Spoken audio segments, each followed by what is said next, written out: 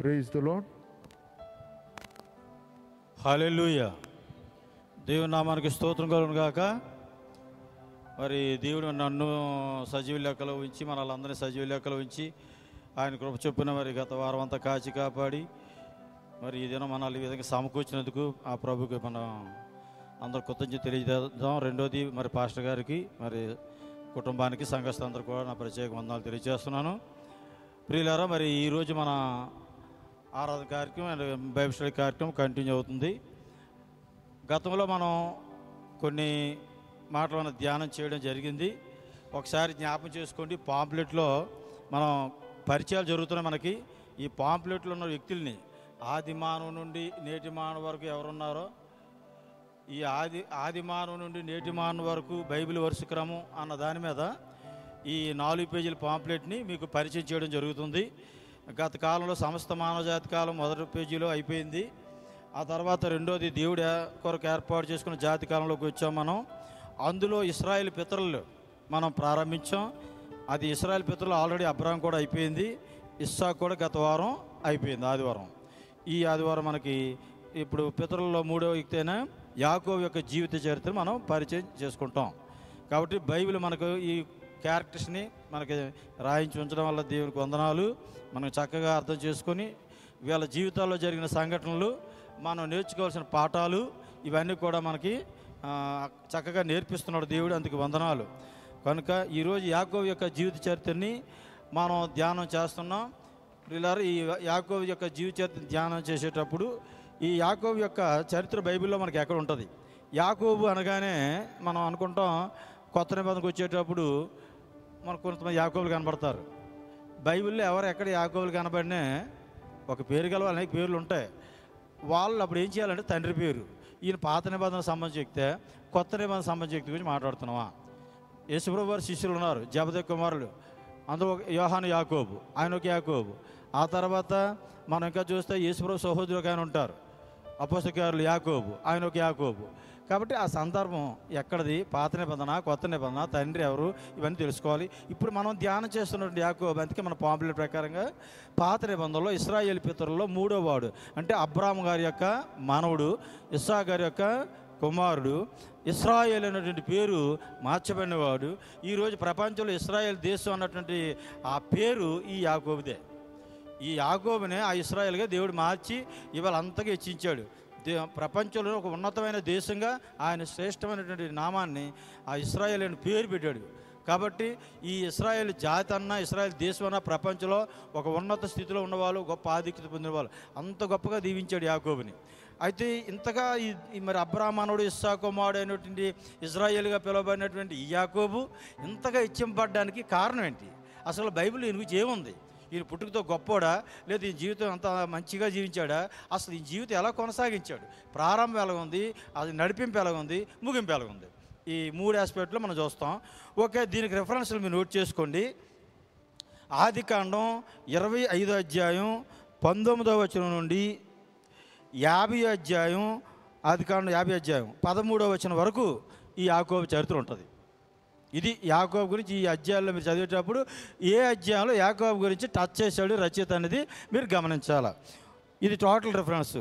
ఇంకా దీన్ని మీకు ఇంకా 4 డివిజన్లుగా చేసి చెప్తున్నాను. ఆ డివిజన్లు కూడా రాసుకోండి, మీరు స్టడీ చేయడం బాగుంటుంది.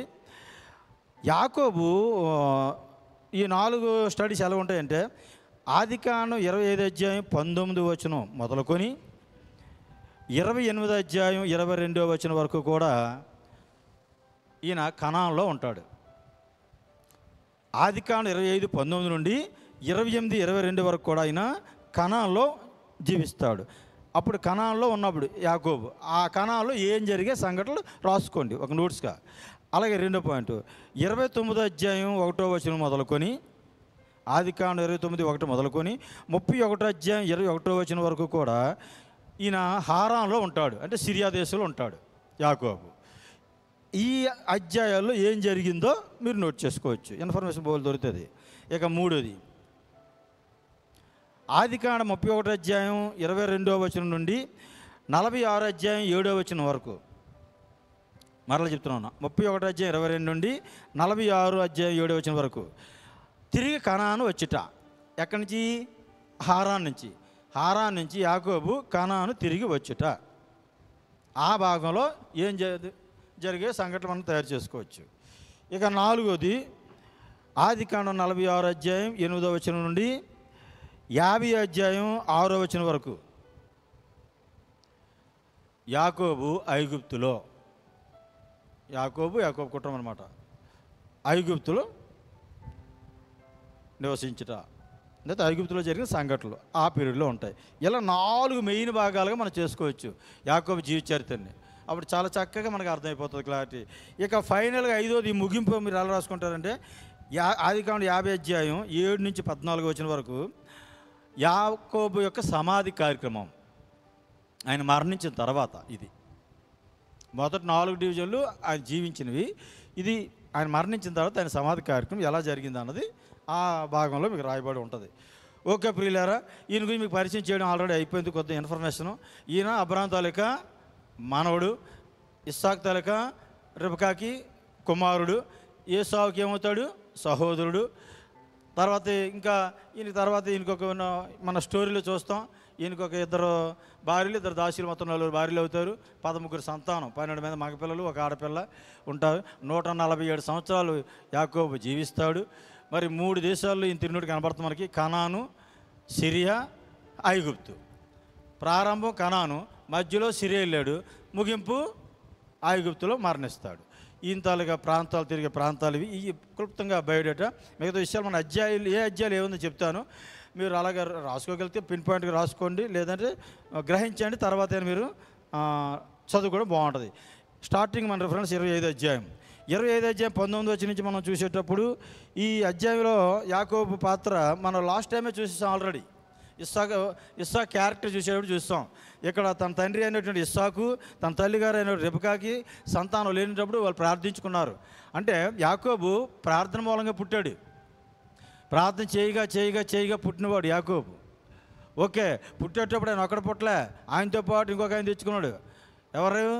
వాళ్ళ అన్నయ్య ఏసావుని, అంటే కవల పిల్లలు. ఈయన ముందు ఏసావు పుట్టాడు, తర్వాత ఈయన వెనకాల వెంటనే చెనలో పుట్టేసాడు. వాళ్ళ అన్నయ్య పుట్టేటప్పుడు కాలు మడం పట్టుకొని మరి పుట్టాడు. ఈయన వదలకున్నా, నన్ను ఎక్కడికి రా వదిలిపోతావు అన్నయ్య, మన ఇద్దరం కడుపులో కలిసి ఉన్నాం కదా, మరి మనం కలిసి వెళ్ళాలి, మనం ఎక్కడికి వెళ్ళి అన్నట్టు నువ్వు ముందు వెళ్ళిపోతాడు, నేను ముందు వెళ్ళాలని పోటీతో పుట్టాడు. ఈయన గర్భంలో ఉన్నప్పుడు కూడా ఫైటింగ్ చేసాడు అన్నితోని. అప్పుడు తల్లిగారు మనం లాస్ట్ టైం చూసాం, నా కడుపులో గర్భాలు ఏంటి ఫైటింగ్ అవుతుంది ఏంటి అంటే అప్పుడు స్కానింగ్ లేవు కదా.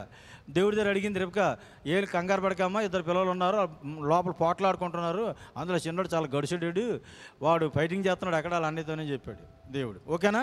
ఇది గత మనం చూస్తాం. అయితే ఈయన పుట్టిన తర్వాత ఏసావు యాకోబులు అని పేరు పెట్టేశారు. ఆ తర్వాత 2 పెద్దలు అయిపోయారు. ఏ అధ్యాయంలో? 25 అధ్యాయంలోనే. పేజీ తిప్పితే మీకు కనబడుతుంది. ఆ యాకోబు సాధువే గుడారాలు ఉండేవాడని, ఏసావు ఏమో మరి వేటాడేటి ఎందుకు మంచి నేర్పరని ఈ 2 అన్నదమ్ములు ఎదుగుతున్నారు. తల్లికి సహాయంగా ఉంటున్నాడు చిన్నవాడు యాకోబు, తండ్రికి సహాయంగా ఉంటున్నాడు పెద్దవాడని ఏసావు. ఓకే, ఒకరోజు వాళ్ళ అన్నయ్య ఏం చేశాడంటే వేటకెళ్ళి వచ్చాడు. వేటాడి వచ్చి అలసిపోయేటప్పటికి ఏంట్రా తమ్ముడు మంచి కూర వండుతున్నట్టున్నా, ఈయన మంచి వంటగాడు అనమాట, ఈయన వంట మాస్టర్. ఈయన మంచి కూర వండుతున్నట్టున్నా, చాలా ఎర్రగా బుర్రగా ఉంది, ఇదా బాగుంటుంది కొద్ది ఇవ్వరా అంటే, నీ జ్యేష్ఠకు నాకు అమ్మేస్తావా అని అడిగాడు. ఈయన చూడండి అప్పుడు ఎలాంటి ఆలోచనలో మొదటి నుంచి ఈయనకి దేవుడన్నా, దేవుడి పైన అన్నా, దేవుడి గురించి ఏదైనా చేయాలన్నా, దీవెనలన్నా గొప్ప ఆసక్తి ఈయనకి. కాబట్టి వాళ్ళ అన్నయ్యకి జ్యేష్ఠకి అంటే, అది ఎందుకు నాకు తీసుకోరా, నీ కూర నాకు అన్నాడు. అంతే, తిండి కోసం జ్యేష్ఠకి అమ్మేసుకున్నాడు ఏసావని, అందుకే భ్రష్టుడు అన్నాడు హెబ్రీ పత్రికలో ఈయన గురించి. ఓకే, ఇదండి 25 అధ్యాయంలో ఉన్న స్టోరీ ఆదికాండం. ఇక నెక్స్ట్ 26 అధ్యాయంలో లాస్ట్ వీక్ మనం చూసాం, గెరార్లో ఉన్నాడు ఎవరు? ఇస్సాకు ఫిలిస్తీన్ దేశమైనటువంటి గెరారులో నివసిస్తున్నాడు. అక్కడ అబీమెలెకు అన్నవాడు, ఫీకోలు అన్నవాడు ఆయన సేనాధిపతి, వాళ్ళతో ఈయనకి శత్రుత్వం ఏర్పడేటప్పుడు దేవుడు ఎంత సహాయం చేశాడో, ఇస్సాకు ఎలా నూరంత ఫలం పొందాడో ఆ అధ్యాయంలో మనం చూసాం. అయితే అప్పుడు యాకోబు ఉన్నాడా లేదా? యాకోబు పేరు ఇందులో రాయబడదు, కానీ యాకోబు ఉన్నాడు. యాకోబును ఏసావు 2 ఉన్నారు పిల్లలు తల్లిదండ్రులతో పాటు. ఇది 26 అధ్యాయంలో. అంతకన్నా మనం 26 అధ్యాయం ఎక్కువ చదవకలే. ఇక ఇస్సాకు గురించి చదవాలి తప్ప యాకోబు గురించి చదవకలేదు 26 అధ్యాయం. 27 అధ్యాయంలో ఏముంది? ఇప్పుడు యాకోబు పాత్ర కనబడుతుంది 27 అధ్యాయంలో. తండ్రికి వృద్ధాప్యం వచ్చేసింది, కళ్ళు కనబడట్లేదు, పెద్ద కొడుకుతో చెప్పాడు, బాబు ఏసావు నువ్వు వెళ్ళి వేటాడి మాంసం తీసుకురా, నేను బ్లెస్ చేస్తానని చెప్పాడు. కానీ యాకోబు ఆ బ్లెస్సింగ్ తీసుకోవడానికి తల్లి ప్రేరేపణ వల్ల ముందుకొచ్చాడు. రెబెకా ప్రేరేపించింది, నీ అన్నలా నిన్న తయారు చేస్తాను మేకప్ చేసేసరికి యాకోబు ఆ అన్నగారిలాగే మేకప్ అయిపోయి వెళ్ళిపోయాడు తండ్రి దగ్గరికి. వెళ్ళిపోయి ఆ దీవెనలు సంపాదించాడు తండ్రిని మోసం చేసి. ఓకే, తర్వాత అన్నగారు వచ్చారు, నాన్న నాకు దీవెనలు అంటే ఇంకే దీవెనలు అడరా, ఇప్పుడు ఇచ్చేసాను కదా అన్నాడు. ఎవరు అయితే ఆ మోసం చేసేసాడరా నీ తమ్ముడు నిన్ను అంటే అప్పుడు ఏసావుకి ఇంకా కోపం వచ్చింది. మొన్న జ్యేష్ఠకాలుగా తీసేసుకున్నాడు, కొద్ది కూర పెట్టాడు, దాంతో జ్యేష్ఠ కొనేసుకున్నాడు. ఇప్పుడేమో దీవెనలు ఇద్దరు కొట్టేశాడు. ఇలా ఊరుకుంటుంటాడు, రెచ్చిపోతున్నాడు నా మీద. అన్న మరి ఎలాగైతే ఆడితే ఇబ్బంది నాకు, ఈసారి అన్ని నేను చంపేస్తానని అంత కోపంతో మాట్లాడాడు. ఎవరు? ఏసావు. ఈ విషయం రెబెకా తల్లి అని రెబెకా విన్నది. విని కొడుకు చెప్తుంది యాకోబుతో, ఏమని, నాయన మళ్ళీ ఇద్దరు ఒకరోజు నేను పోగొట్టుకోలేను, కాబట్టి మీ అన్న దగ్గర నువ్వు పారిపో. మా మేనమామ ఉన్నాడు, నీ మేనమామ లాభాన్ని ఉన్నాడు సిరియాలో, మా అన్నయ్య అక్కడికి వెళ్ళిపోయి నువ్వు వివాహాలు చేసుకొని అక్కడ ఏదైనా పని చేసుకో, మీ అన్నయ్య కోపం తగ్గిన తర్వాత మరలా నువ్వు వచ్చేద్దావు. ఎక్కడ ఏ అధ్యాయం ఇది? 27 అధ్యాయంలో ఆదికాండంలో గత వారం చూసాం. ఓకే, ఇక 28 అధ్యాయం వచ్చేసరికి ఏమవుతుంది? 28 అధ్యాయం మొదటి 9 అధ్యాయంలో మనం ధ్యానం చేసాం గత వారం. ఇస్సాకును రెబెకాను వాళ్ళు చాలా వేదన పడుతున్నారు. వారికున్న కోడళ్ళు చాలా, ఏసావు భార్యలు చాలా ఇబ్బంది పెట్టేస్తున్నారు అత్తమామని. మరి ఇటువంటి కోడళ్ళని ఎందుకురా పెళ్లి చేసుకున్నారని బాధపడుతున్నారు తల్లిదండ్రులు. అప్పుడు ఏసావు వెళ్ళి ఇంకొక భార్యని వివాహం చేసుకున్నట్టుగా కనబడుతుంది 9వ వచనంలో. ఆ తర్వాత యాకోబుకి ఒక సలహా చెప్పారు, ఆయన మీ అన్నయ్యలాగా ఈ ఊరు అమ్మాయిలు చేసుకోకరా బాబు, వీళ్ళు సామాన్యులు కాదు వీళ్ళు, కాబట్టి నువ్వు వెళ్ళిపోయి మీ మేనమామ కూతురు చేసుకో మన బంధువులని చెప్పి పంపించేశారు. ఇది గత వారంలో వరకు జరిగినటువంటి విషయం. ఇప్పుడు 28 అధ్యాయం 10వ వచనం నుంచి ఏం జరుగుతుందో 22వ వచనం వరకు భాగాన్ని మీకు ఇప్పుడు చెప్తున్నాను ప్రియులారా, దాన్ని మీరు చూడండి. అలా బైబిల్లో మీరు యాకోబు ఒక్కడు వెళ్ళిపోతున్నాడు, కర్ర పట్టుకుని వెళ్ళిపోతున్నాడు. మరి ఎక్కడికి వెళ్తున్నాడు అంటే హారాన్ గురి. ఎప్పుడు పుట్టిన తర్వాత హారాన్ ఎప్పుడు వెళ్ళలేదు, ఇదే కొత్తగా వెళ్ళటం. మీరు మ్యాప్లో చూస్తే ఇజ్రాయెల్ దేశం నుంచి ఇలాగ ఈశాన్యంగా ఉంటుంది హారాన్. ఈ మూలకి వెళ్తాడు. యూఫ్రటీస్ నది, టైగ్రిస్ నది ఉంటాయి ఆ మూలని. అంటే యూఫ్రటీస్ టైగ్రిస్ నదికి ఉత్తర భాగం వస్తుంది, అది ఈ ఇజ్రాయెల్ దేశానికి ఇలా ఈశాన్య భాగాన్ని వస్తుంది. అది ఆ కార్నర్లో ప్రయాణం చేస్తున్నాడు. ప్రయాణం చేస్తూ కొంత దూరం ప్రయాణం, రాత్రి అయింది. ఒక దగ్గర అయినా ఇక రాత్రి పడుకోవాలని ఒక రాయి తీసుకుని తలతర పెట్టుకున్నాడు, పడుకున్నాడు. ఈ లోపల కాలు వచ్చింది. ఒక నిచ్చెన ఆకాశం నుంచి భూమికి కనబడుతుంది. దేవదూతలు ఎక్కుచూ దిగుతూ ఉన్నారు. ఆకాశం నుండి యెహోవా మాట్లాడుతున్నాడు, యాకోబు నువ్వు భయపడకు, నీ తండ్రి అయినటువంటి ఇస్సాకు దేవుడును, నీ తాతగారు అయినటువంటి అబ్రాహాం దేవుడును, నువ్వు వెళ్ళి ప్రతి స్థలంలో నేను తోడై ఉంటాను. మరలా ఈ దేశాన్ని తిరిగి తీసుకొచ్చే వరకు నేను విడిచిపెట్టను. నేను నీ సంతానాన్ని రేణువుల వల్ల ఆశ్రయిస్తాను, నీ సంతానం ఆకాశ నక్షత్రాల్లో దీవిస్తాను, ఈ భూభాగం అంతా నీ సంతానానికి ఇస్తాను అని చెప్తున్నాడు. ఆ రోజు అబ్రాహాంతో చెప్పినటువంటి వాగ్దానాలే ఆదికాండంలో 22 అధ్యాయం 12 అధ్యాయాలు చూసాం. ఆ తర్వాత ఇస్సాకుతో చెప్పాడు ఆదికాండం 26 అధ్యాయంలో, ఈ సంతానాన్ని మొత్తం ఇలా దీవిస్తాను, ఈ దేశాన్ని నీ సంతానానికి ఇస్తాను అని చెప్పాడు. ఇప్పుడు యాకోబుతో అదే చెప్తున్నాడు. అందుకే వీళ్ళ ముగ్గురిని పితరులు అన్నాం మనం. బైబిల్లో ఇశ్రాయేలు పితరులు ఎవరు అంటే అబ్రాహాం, ఇస్సాకు, యాకోబు. అబ్రాహాం దేవుడు, ఇస్సాకు దేవుడు, యాకోబు దేవుడు అనిపించుకోవడం గల కారణం ఇదే. కాబట్టి ఇలా ముగ్గురికే వాగ్దానాలు చేశాడు. ప్రపంచ భవిష్యత్తు అంతా కూడా మీ ద్వారా దీవించబడుతుంది. ప్రపంచ మానవులంతా మీ సంతానం ద్వారా రక్షింపబడతారు. మీ సంతానం ద్వారా క్రీస్తు వస్తాడు ఈ భూలోకానికి. దేవుడే మానవుడిగా కన్య గర్భాన ఈ లోకానికి వస్తాడు. నీ సంతానం వల్లనే దీవించబడతారని అబ్రాహాం, ఇస్సాకు, యాకోబుతో ముగ్గురితో కూడా చెప్పాడు. దేవుడి వాగ్దానం రిపీట్ చేశాడు. భౌతికంగా భూసంబంధంగా మీ సంతానం దీవించబడతారు. తర్వాత రక్షణ విషయంలో కూడా మీ సంతానం వల్లనే సర్వమానవాళ్ళు రక్షింపబడతారు, దీవించబడతారు. ఇక ఇశ్రాయేల్ దేశం అంతా కూడా మీకని చెప్పాడు. ఈ వాగ్దానాలు మళ్ళీ ఎక్కడ చెప్తున్నాడు? ఈ అధ్యాయంలో 28 అధ్యాయం ఈ భాగంలో మీకు 13, 14, 15 వచనాలు అవన్నీ మీకు రాయబడి ఉంటాయి ప్రియులారా. తర్వాత మీరు చదవచ్చారు. ఇక ఆ తర్వాత ఇది దేవుని మందిరం అని భయపడి, దేవుని దర్శనం ఎప్పుడైతే వచ్చిందో ఇది దేవుడు ఉండే స్థలం అని యాకోబు భయపడి అక్కడ ఏంటంటే దానికి దేవుని మందిరం అని పేరు పెట్టాడు. మొట్టమొదటి దేవుని మందిరం అని పేరు బైబిల్ ఎక్కడే కనబడుతుంది. ఓకే, అదేంటంటే లూజ్ అన్నటువంటి ఒక ఊరు. అది దాని బేతేల్ అని పేరు. పాత పేరు ఏంటంటే లూజు, కొత్త పేరు ఏంటంటే బేతేల్ దాని పేరు. అక్కడి ఒక మొక్కుబడి మొక్కేసుకుంటున్నాడు ఈయన. దేవుడు నాకు దర్శనమిచ్చాడు, ఒంటరిగా వెళ్తున్నాను, ఏ దిక్కు దారి లేదనుకున్నాను నేను. ఈ సమయంలో నాకు దేవుడు ఎంతో ఆదరణ ఇచ్చాడు ఆయన మాటల ద్వారా అని ఆనందపడుతూ, ప్రభువా నాకు తినడానికి ఆహారం, కట్టుకోవడానికి వస్త్రం నాకు ఇచ్చినట్టయితే నాకు ఇచ్చిన 50 ఆస్తులు నీకు 10వ భాగం దశంభాగం ఇచ్చుకుంటానని మొక్కుబడి చేసుకుంటాడు యాకోబు. ఇక్కడ మొట్టమొదటి దశంభాగం గురించి మొక్కుబడి కూడా ఇక్కడే కనబడుతుంది. ఈరోజు ఏమీ లేదు, జీరో. నేను వెళ్ళిపోతాను, ఎక్కడికి వెళ్తున్నానో తెలియట్లేదు. మా అమ్మ మా నాన్న దీవించి పంపించేశారు, వాళ్ళ బ్లెస్సింగ్లు తప్ప నాది ఏమీ లేవు. ఎక్కడ మా మామగారు ఉన్నాడు, ఎక్కడ మా అత్తగారు ఉన్నారో, అసలు ఏ ఊరు ఆరాని ఎక్కడో నాకు తెలియదు, కానీ వెళ్తున్నాను. గురి మీద. కాబట్టి నువ్వు నాకు తోడై ఉండి నాకు సహాయం చేస్తే, నన్ను బ్లెస్ చేస్తే నేను నీ కొరకు బతుకుతాను, నీకు నా బ్లెస్సింగ్లు అన్నింటిలో దశంభాగం ఇచ్చుకుంటాను మొక్కున్నాడు. ఇది ఈ అధ్యాయంలో జరిగినటువంటి విషయం 28వ అధ్యాయంలో. ఓకే ప్రియులారా, 29వ అధ్యాయానికి వెళ్తున్నాను. 29వ అధ్యాయం వచ్చేసరికి ఆ యాకోబు ఏమయ్యాడంటే మాంగారు చేరిపోయాడు. హారాను వెళ్ళేసరికి మొట్టమొదటి మేడం గారు కనిపించారు. ఏ మేడం గారు? చిన్న మేడం గారు, రాహేల్ మేడం గారు కనిపించారు. మొదట ఎవరో గొర్రెల కాపలు కనిపించారు. వాళ్ళు అడిగాడు, ఏమయ్యా లాభాన్ని తెలుసా మీకు అంటే, తెలిసే బాబు లాభాన్ని తెలుసు, మాకేం తెలియదు, వాళ్ళ అమ్మాయి రాహేల్ ఉంది కదా గొర్రెలతో అవుతుంది అన్నారు. ఓహో, ఇంకా రాహేల్ ఇంకా రాహేల్కి సహాయం చేసాడు, ఆ మందలకు నీళ్ళు పెట్టేశాడు, ఓ ముద్దు పెట్టేశాడు. ఇంక 7 చేతనాడు పట్టుకొని వాళ్ళ మేనగోడలు పట్టుకొని. అంటే అవన్నీ గతంలో అంటే గుర్తొచ్చి ఉంటాయి యాకోబుకి. ఆ అమ్మాయిని పట్టుకుని ఏడుస్తున్నాడు. ఏడుస్తుంటే ఆ అమ్మాయి కంగారు పడి, ఇదేట్రా బాబు నన్ను పట్టుకుని ఏడుతున్నాడు. ఆ అమ్మాయి కూడా ఎప్పుడు చూడలేదు యాకోబుని, ఇదే ఫస్ట్ టైం చూడటం. నేను ఈ రెబకా తాలూకా బంధువుని ఇవన్నీ చెప్పి ఉంటాడు, అడ్రస్ అన్నీ కూడా. మీ రెబకా ఉంది కదా, ఆ రెబకా తాలూకా కొడుకుని నేను అనగానే ఆ అమ్మాయి గెంతులు వేసుకొని వెళ్ళిపోయి అందరూ చెప్పేసింది లాభంతో. ఇక లాభాన్ని మరీ గెంతులు వేసేసాడు. అయ్యి బాబు కట్నం లేని అల్లుడు, అసలు ఎక్కడ తిరగకొని అల్లుడు మన ఇంటికి వచ్చేసాడు అనుకున్నాడేమో మరి మొత్తం మీద. వచ్చి ఇంకా నా ఎముక నా మాంసం అల్లుడా, ఇంక నువ్వు నేను ఒకటే, ఇక నన్ను ఎవడు ఎడది లేరని గొప్ప డైలాగ్ చెప్పాడు. ఎవరు? లాభాన్. ఈ 29వ అధ్యాయంలో. ఇంకా అద్దరితో నాగాడా, ఒక నెల రోజులు పని చేసాడు, గొర్రెలు కాసాడట. ఆయన నువ్వు ఊరకనే పని చేయడం నాకు ఇష్టం లేదు అల్లుడైతే అల్లుడు అవ్వచ్చు కానీ ఊరకనే వద్దు కానీ నీకు జీతం ఇస్తాను అన్నాడు. ఈ మరీ తెలివైనడు ఈయన. వాళ్ళ అమ్మ నాన్న ఏం చెప్పి పంపించారు, అక్కడ ఒక అమ్మాయిని పెళ్లి చేసేసుకో, మీ మేనమామ కూతురని చెప్పారు కదా, ఆ పట్టుదల మీద ఉన్నాడు ఈయన. మాయ నాకు జీతం వద్దు కానీ మీ అమ్మాయిని ఇచ్చి నేను 7 సంవత్సరాలు గొర్రెలు కాసేస్తాను అన్నాడు. సరే ఇంకా మంచిదిరా, నాకైతే మా అమ్మాయిని నీకు ఇచ్చేస్తాను, గొర్రెలు కాసి అంటే 7 సంవత్సరాలు గొర్రెలు కాసాడు. ఎవరు? యాకోబు. కాసిన తర్వాత పెళ్లి చేశాడు. మళ్ళీ కరెంటు లేవు కదా అప్పుడు, రాత్రి చీకటి. ఆ రాత్రి నా పెళ్ళి ఏం చేశాడంటే, ఈయన ఎవరిని? చిన్నామని ప్రేమిస్తున్నాడు, రాహేల్ గలెత్తాడు అనుకుని ఈయన చూస్తున్నాడు. సో ఆ రాత్రి ఏం చేశాడని కళ్ళు కప్పించి ఈయనకి పెద్ద అమ్మాయిని ఇచ్చి పెళ్లి చేశాడు. అనొచ్చు, ఈ పెద్ద అమ్మాయి అయితే చిన్న అమ్మాయి అయితే ఎవరైనా లాభాన్ని కూతురలే కదా మీరు అనొచ్చు. కానీ పెద్ద అమ్మాయి జబ్బు కళ్ళు గలది, ఆమె అందంగా ఉండదు, ద్వేషింపబడినటువంటి అమ్మాయి. కానీ చిన్న అమ్మాయి సుందరవతి, చాలా అందగత్తె. ఈ అందగత్తెని ప్రేమిస్తున్నాడు ఈయన మాంగారు ఏం చేశాడు, ఈ జబ్బు కలు దాన్ని అంటగట్టాడు. ఉదయం లేసి చూసుకున్నాడు.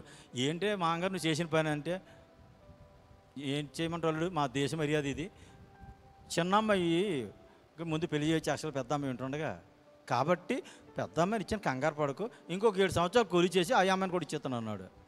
ఈయన అసలే ప్రేమించండి, లవ్లో ఉన్నాడు కదా రాహేల్ మీద, మరి ఇంకొక 7 సంవత్సరాలు 8 సంవత్సరాలు మళ్ళీ చేసేస్తాను ఒప్పేసుకున్నాడు. 7 సంవత్సరాలు అంటే 7 రోజుల్లోకి అయిపోతుంది వాడికి.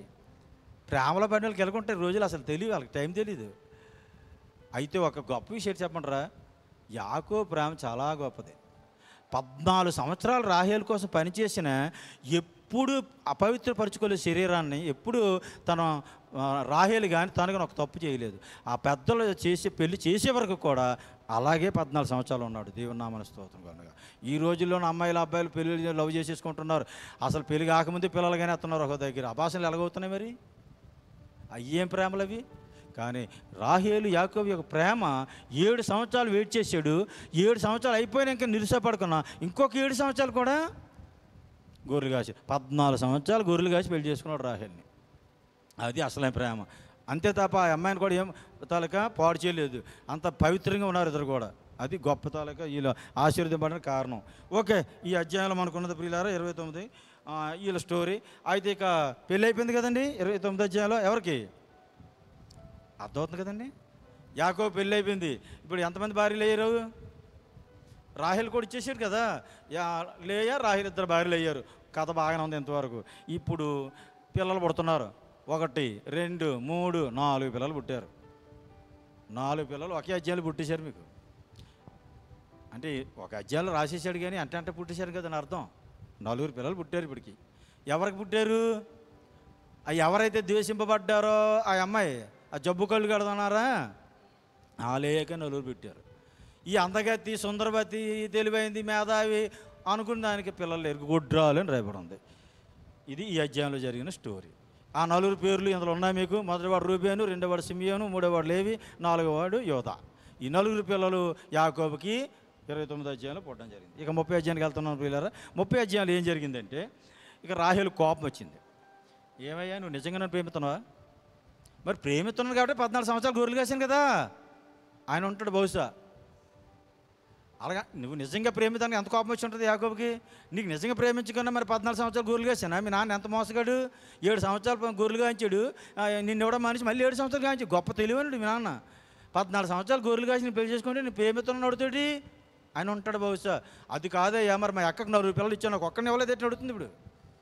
ఇది ఎక్కడ ఘోరం రా బాబు, ఈ గోడవ మీ అక్కకు 4 పిల్లలు నేను ఇవ్వడం ఏంటి? దేవుడు ఇచ్చాడు, నేను పిల్లలు ఇవ్వడానికి నేను దేవుడినా? ఇది దేవుడి వల్ల కలుగుతుంది కానీ మనుషుల వల్ల అవుతుందా అని అడిగాడు. ఎవరు? యాకోబు. ఇక కోపం వచ్చేస్తుంది రాహేలుకి, ఏం చేయాలో అర్థం కావట్లేదు. అక్క జీవితం ముందడుగు వెళ్ళిపోతుంది. అసలు పెళ్లి విషయంలో కూడా ముందు వెళ్ళిపోయింది ఆమె. ఈవిని పెళ్లి చేసుకోవాలన్నా పోయి అలా అక్కని పెళ్లి చేసుకున్నాడు. మరి ఇక్కడ పిల్లల దగ్గరికి వచ్చేప్పుడు కూడా ఇంకా ఆవిడే ముందు వెళ్ళిపోతుంది, ఈవిడ వెనక్కి వెళ్ళిపోతుంది. ఇక కోపం వచ్చి వీళ్ళకి దాసీలు ఇచ్చేవారు ఆ రోజుల్లో, ఆ పిల్లలతో పాటు దాసీలు కూడా ఇచ్చేవారు. ఈయనకి ఎవరికి? రాహేలుకి ఒక దాసీని ఇచ్చాడు అల్లా అన్న. ఆమె పేరు ఏం పేరు? ఆల్రెడీ మీకు తెలిసిన స్టోరీలు ఇవి. బిలహాని ఇచ్చేసరికి ఆ బిలహాని ఇప్పుడు ఇచ్చేసింది ఎవరికి? యాకోబుకి. అబ్బాయి ఇక నువ్వు లాభం లేదు, మా అక్కకి నన్ను వెనకబడిపోతున్నాను, ఇక మా దాసిని కూడా నువ్వు పెళ్లి చేసేసుకొని ఈవిడ ద్వారా పిల్లలకైనా నా పిల్లలకైనా పెట్టుకుంటున్నది. అప్పుడు ఆ రాహేల్ ఏమేమి చేసిన తన దాసిని బిలహాని ఇచ్చేస్తే 2 పిల్లలు పుట్టారు ఆవిడకి. ఎవరు? అక్కడ రాయబడి ఉంటుంది చూడండి, మీకు 30 అధ్యాయంలోనే మీకు 6-7 వచనాల్లో వాళ్ళ పేర్లు ఉన్నాయి. దాను, నప్తాలి. 30 అధ్యాయం 6-7 వచనాల్లో దాను, నప్తాలి. అంటే ఇప్పుడు యాకోబుకి ఎంతమంది పిల్లలు అయ్యారు? భార్యలు ఎంతమంది అయ్యారు? అలా మైండ్లో లెక్కెట్టుకోండి. 3 అయ్యారు భార్యలు, పిల్లలు చూస్తే 6 అయిపోయారు కదా. ఇక లేయక పౌరుష వచ్చింది. ఈ పౌరుషాలు చాలా ఆడవాళ్ళకి అసలు చాలా స్పీడ్ అండి, పౌరుషం ఎక్కువ అండి. ఈ పౌరుషం మీద ఇంకెనక ముందు ఆలోచించట్లేదు వీళ్ళు. నువ్వు నీ దాసి ఇస్తే నాకు దాసి లేదని ఈవిడ దాసి ఇచ్చేసింది యాకోబుకి. ఎవరు? జిల్పాని. జిల్పాకి ఇస్తే ఆమె ద్వారా 2 పిల్లలు పుట్టేశారు. వాళ్ళిద్దరు ఎవరు? 11 వచనంలో చూడండి, గాదు, ఆషేరు. ఆ తర్వాత మీరు 11 నుంచి 13 చూస్తే అలా మీరు గాదు, ఆషేరు వాళ్ళ పేర్లు. అంటే ఇప్పుడు యాకోబుకి ఎంతమంది పిల్లలు అవుతున్నారు లెక్కెట్టుకోండి. భార్యలు ఎంతమంది దగ్గర చూడండి, 4 భార్యలు అయిపోయారు, పిల్లలు 8. ఓకే. ఇక ఈ పోటీ ఇంకా ఇక్కడితో ఆగట్లేదు, ఇంకెళ్తుంది పోటీ. ఈ చివరికి ఈ అధ్యాయంలో ఏమవుతుందంటే 24వ వచనం వచ్చేసరికి, 30 అధ్యాయం 24వ వచనం వచ్చేసరికి మీకు కంప్లీట్ చెప్తున్నాను. ఆ తర్వాత మరలా లేయాకి ఇంకొక 2 పిల్లలు పుట్టారు, మగపిల్లలు. ఇంకొక ఆడపిల్ల కూడా పుట్టింది. వాళ్ళు మగపిల్లలు ఎవరంటే ఇస్సాకారు, జెబూలూను. ఆ తర్వాత 21వ వచనంలో చూడండి, దీనా. అంటే ఇప్పుడు లేయాకి ఎంతమంది లెక్క పెట్టుకోండి మీరు. ఫస్ట్ అధ్యాయంలో 4 లేయాకి, ఈ అధ్యాయంలో 4 అంటే 2 మగపిల్లలు, దాసి ద్వారా 2 వచ్చారు కదా. అలాగే ఆడపిల్ల. అంటే ఒక్క లేయాకే 7 సంతానం, 6 మగపిల్లలు, ఒక అమ్మాయి. ఆ లేయ దాసికి 2, రాహేల్ తలక దాసికి 2. ఇప్పుడు దేవుడు కనికరించాడంట ఎవరిని? రాహేల్ని. ఎంతైనా మరి అలా రోజు ఏడుతుంటే ఎవరైనా మరి జాలి పడతాం కదండి. రోజు పాదాలు పెట్టుకుని ప్రభువా నన్ను క్షమించు, నన్ను కనుకరించాను ఏడుతుంది. మరి బహుశా దేవుడికి కూడా కావాల్సింది అదే. నేను ఒంటరిదాన్ని, నాకు పిల్లలు లేరు, నన్ను గుడ్రాలు అంటున్నారు, ప్రభువా మా అక్కకు చూస్తే అంతమంది సంతానం, దాసీలు కూడా పిల్లలు పుట్టేశారు, ఏం పాపం చేశాను నేను? నా అందమే నన్ను మోసం చేసిందా? నా గర్వమే నన్ను మోసం చేసిందా? ఎందుకు నాకు ఇలా అవమానం తీసుకొచ్చావు అని దేవునితో పోట్లాడింది. ఆవిడ మనవి ఆలకించును అని రాయబడి ఉంది. అప్పుడు ఆవిడని కనికరించి యోసేపు అని కుమారుని ఇచ్చాడు. దేవుని నామమున స్తోత్రం కలుగును గాక. వజ్రం లాంటి కొడుకునిచ్చాడు. అంటే ఇక్కడికి మనకి ఎంతమంది? మొత్తం సంతానం 12 మంది, పాపతో కలిపి, దీనాతో కలిపి. పురుషులు 11 మంది, అమ్మాయితో 12 మంది. ఎక్కడికి? ఆదికాండం 30-24 వచనం వచ్చేసరికి ఇక 12 వాడు ఇంకా పుట్టలేదు. యాకోబు 12 మంది కదా, 11 పుట్టారు. ఇక్కడికి 12 వాడు మధ్యలో మార్గంలో పుడతాడు. ఎక్కడ పుడతాడో చూపిస్తాను, మీకు పరిచయం చేస్తాను. ఇప్పుడు 25వ వచనం నుంచి ఏముందంటే 30 అధ్యాయం 25వ వచనం నుంచి మీకు ఆఖరి వరకు ఒకటే స్టోరీ. 14 సంవత్సరాలు కొలువైపోయిన తర్వాత ఇంకొక 6 సంవత్సరాలు యాకోబు ఈ సంపాదన గురించి అంటే కుటుంబ అభివృద్ధికి, ఆస్తుల అభివృద్ధికి పనిచేశాడు, గొర్రెలు మందలు పెంచుకోవడం. అప్పుడు వీళ్ళిద్దరిలో ఒక చిన్న వివాదం వస్తుంది. ఎప్పుడైతే ఇంత స్పీడ్గా డెవలప్ అయిపోతున్నాడు యాకోబు, మొదట్లో ఏమన్నా లాభాను? నా ఎముకలో ఎముక, నా మాంసంలో మాంసం. ఆదాము ఎలాగైతే ఆపని చూసి పాట పాడాడో, ఈయన కూడా అలాగే పాట పాడాడు. ఓరు నా అల్లుడా ఎంత గొప్పడురా నువ్వు, ఎర్రగా బుర్రగా ఉన్నావు, నేను అసలు ఎత్తుకోకుండా వచ్చే కూరల్లుడు, ఎల్లరకం అల్లుడు వచ్చావు నువ్వు అని చాలా సందర్భపడ్డాడు. ఇప్పుడు ఈయన ఎదిగిపోతున్నాడు ఒక పక్క. ఈయనకి నలుగురు భార్యలు అయిపోయారు, చూస్తే 12 మంది సంతానం అయిపోయారు, గొర్రెలు ఏది మందలు అన్ని పశువులు అన్నీ పెరిగిపోతున్నాయి, ఆస్తి పెరిగిపోతుంది. లాభానికి కొడుకులకి ఒక అసూయ వచ్చింది. ఒక చేతి కర్ర పట్టుకుని వచ్చాడు, దేశదిమ్మరోడ్లోకి వచ్చాడు. 20 సంవత్సరాల దగ్గర అవుతుంది. ఈ 20 సంవత్సరాలు మనకన్నా స్పీడ్ డెవలప్ అయిపోయాడు. ఇంకా తట్టుకోలేకపోతున్నారు. ఇక వీళ్ళ మాటలు వినబడిపోయి ఎవరికి? యాకోబు కూతుర్లు కూడా వినబడిపోయి. ఇప్పుడు మాంగారు అంటున్నారు, నీకు ఈ జీతం నీకు అది జీతం అంటే, వద్దు మామ, నువ్వు ఇప్పటికీ ఈ జీతం 10 సార్లు మార్చావు, నాకు ఈ జీతాలు కాదు, కానీ ఇగో ఈ మచ్చలు ఈ పొడలు ఉన్నటువంటి ఈ నల్లనవన్నీ నావి, ఇవన్నీ నీవి, ఈ రంగు వచ్చిన నీవి, ఈ రంగు వచ్చిన నావి అని ఒక ఏదో ఇద్దరు గుర్తు పెట్టుకున్నారు. అక్కడ మీరు చదివితే అర్థమైపోద్ది. సరే అలాగని ఒప్పుకున్నాడు లాబాను. ఒప్పుకున్న తర్వాత ఈయన చాలా తెలివితేటలోకి చాలా తెలివాడు యాకోబు. ఆ మందలు ఆ గొర్రెలు అంటే సూలు కడుతున్న టైంలో ఆ నీళ్ళు తాగడానికి వస్తాయి కదా, ఆ గాడిలోకి, ఆ నదుల కాలువల్లోకి, ఆ ఎదురుగా కొద్ది చిరవంజి రాశాడు చినారు జింగసాలని, వాటి తొక్కలు మధ్యలో తీసి ఒలిసి ఆ ఎదురుకు పెట్టేవాడంట. ఆ తర్వాత ఈ ఏ సూత్రాలు బలహీనమైన ఒక పక్క, బలమైన ఒక పక్క, ఇలా ఒక ప్లాన్లో ఈయన ఉపయోగించి, అంటే దేవుడు తోడే ఉన్నాడు కనుక ఇంక అన్నీ సక్సెస్ అవుతున్నాయి. తన సొంత తెలివితేటలు కాదు కానీ దేవుడు ఆలోచనిస్తున్నాడు, ఆ రకంగా నడిపిస్తున్నాడు. ఇలా చేసేసరికి ఈ లాభాన మందల కన్నా ఆస్తి కన్నా యాకోబు ఆస్తి పెరిగిపోయింది. ఇక పెరిగిపోతే వీళ్ళు పెరుగుతున్న కొలతో ఆస్తి పెరుగుతుంది. కాబట్టి ఇక లాభం లేదని ఇక ఒక నిర్ణయానికి వస్తున్నారు. 31 అధ్యాయంలో 29 అధ్యాయం అయిపోయింది, 30 అధ్యాయం అయిపోయింది. ఎక్కడున్నాడు యాకోబు? కనాన్లో ఉన్నాడా, హారాన్లో ఉన్నాడా? హారాన్లో ఉన్నాడు. ఇప్పుడు 29 అధ్యాయం 30 అధ్యాయంలో హారాన్లో ఉన్నాడు యాకోబు. ఇప్పుడు 31 అధ్యాయం హారాన్ నుంచి బయలుదేరి అప్పుడు రెడీ అయిపోయాడు, పెట్టి పేడ సర్దేసుకున్నాడు అప్పుడే. ఇప్పుడు ఏం చేస్తున్నాడు అంటే భార్యలు ఇద్దరిని పిలిచాడు. మీకు 4వ వచనంలో ఆ మాటలు ఉంటాయి. పొలంలో తన మంద యొద్దకు రాహేలును లేయాను పిలవనంపి వారితో ఇట్లాను. 4వ వచనం చూసుకున్నాం. 31 అధ్యాయం 4వ వచనం నుంచి 16వ వచనం వరకు కూడా భార్యలతో ఏం మాట్లాడుతుండో తర్వాత చదవండి. ఇద్దరు భార్యలతో మాట్లాడి, మీ నాన్న చేసిన పనులు చూశారు కదా మీరు, మొదట్లో వచ్చేప్పుడు ఎలాగున్నాడు, ఇప్పుడు ఎలాగున్నాడు, మరి నా బామ్మర్ది అండి, మీ అన్నదమ్ములు ఎలాగున్నారు, మీ అన్నదమ్ములు మొట్టమొదటి ఎలాగుండేవారు, ఇప్పుడు ఎలాగున్నారు, ఇవన్నీ చెప్పిన తర్వాత వీళ్ళిద్దరు ఏమన్నారో చదువుతాను చూడండి. ఈ వచనం చాలా బాగుంటాయి. అంటే భార్యలు ప్రోత్సాహం చాలా అవసరం భర్తకి. యాకోబుకి నిజంగా ఈ ఇద్దరు భార్యలు ఎలాంటి ప్రోత్సాహం ఇచ్చారో చూడండి. 14 వచనం చదువుతున్నాను, 31-14. అందుకు రాహేలును లేయాయు, ఇంకా మా తండ్రి ఇంట మాకు పాలు పంపులు ఎక్కడివి? అతడు మమ్మల్ని అన్యులుగా చూచట్లేదా? అతడు మమ్మల్ని అమ్మివేసి మాకు రావాల్సిన ద్రవ్యాన్ని బొత్తిగా తినివేసెను. దేవుడు మా తండ్రి యొద్ద నుండి తీసివేసిన ధనమంతయు మాదియు మా పిల్లలదినే ఉన్నది కదా. కాబట్టి దేవుడు నీతో చెప్పినట్లల్లా చేయమని అతనికి ఉత్తరం ఇయ్యగా. మీకు అర్థమైంది అనుకుంటున్నాను. ఇద్దరు భార్యలు పిలిచి, మరి మీ నాన్న పరిస్థితి తెలుసు కదా, మరి ఇలాగ చేస్తున్నాడు, మరి నేను బయలుదేరద్దు అనుకుంటున్నాను, దేవుడు నాతో మాట్లాడేశాడు, వెళ్ళిపోమంటున్నాడు, నా తండ్రుల దగ్గరికి, నా బంధువుల దగ్గరికి, నా స్వదేశంకి వెళ్ళిపోమంటున్నాడు అని భార్యలు చెప్పేసరికి భార్యలు ఏమన్నారంటే, అసలు నిజంగా నేను అనుకున్నాను, ఇంత గొప్ప మనసు వీళ్ళిద్దరికి ఎలాగొచ్చిందో అనుకున్నాను. సాధారణంగా భార్యలు భర్తకు సహకరించాల విషయంలో పుట్టింటి వాళ్ళకే సపోర్ట్ చేస్తారు.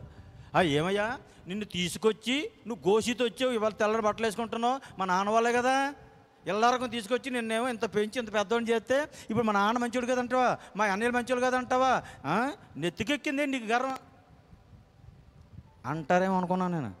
కానీ ఇది ఏమన్నారంటే, మాకు కూడా అర్థమవుతుంది, మా నాన్నకి మా అన్నదమ్ములకి మొదటి ప్రేమ లేదు, 20 సంవత్సరాలు అయ్యేసరికి అప్పుడు వాళ్ళ మనసు మారిపోయింది, డబ్బు వచ్చేసరికి ఎవరైనా అంతే, ఏదైనా అంతే, మనుషుల బుద్ధి ఇంకెవరిని నమ్మకూడదు, దేవుడిని ఒకనే నమ్మాలి, కట్టుకుని భర్తను తప్ప ఇంకెవరిని నమ్మకూడదు అన్న నిర్ణయానికి వచ్చేసారు ఇద్దరు కూడా. దేవుని నామమున స్తోత్రం కలుగును గాక. ఇప్పుడు యాకోబుకి ధైర్యం పెరిగింది. ఓ పక్క దేవుడు వెళ్ళిపోమని చెప్పాడు, ఎక్కడ 3వ వచనంలో 31:3 చెప్పాడు, అప్పుడు యెహోవా నీ పితరుల దేశమునకు నీ బంధువుల యొద్దకు తిరిగి వెళ్ళు, నేను నీకు తోడై ఉండేది నేను యాకోబుతో చెప్పగా. ఒక పక్క దేవుడు సపోర్టు, రెండో పక్క భార్య సపోర్టు, ఇంకేం కావాలండి మగాడికి ఇంట్లో? అద్భుతంగా ఇక్కడి నుంచి పారిపోతున్నాడు. ఈయన చేసిన పని ఏంటంటే మా అంగారికి చెప్పకని వెళ్ళిపోతున్నాడు. అది చెప్తే వెళ్ళవాడు కదా ఈయన. ఇప్పుడు 3 దినాల ప్రయాణం, ఈయన మందలకి ఆయన మందలకి వీళ్ళిద్దరు కలుసుకోవాలంటే 3 దినాలు ప్రయాణం పడుతుంది.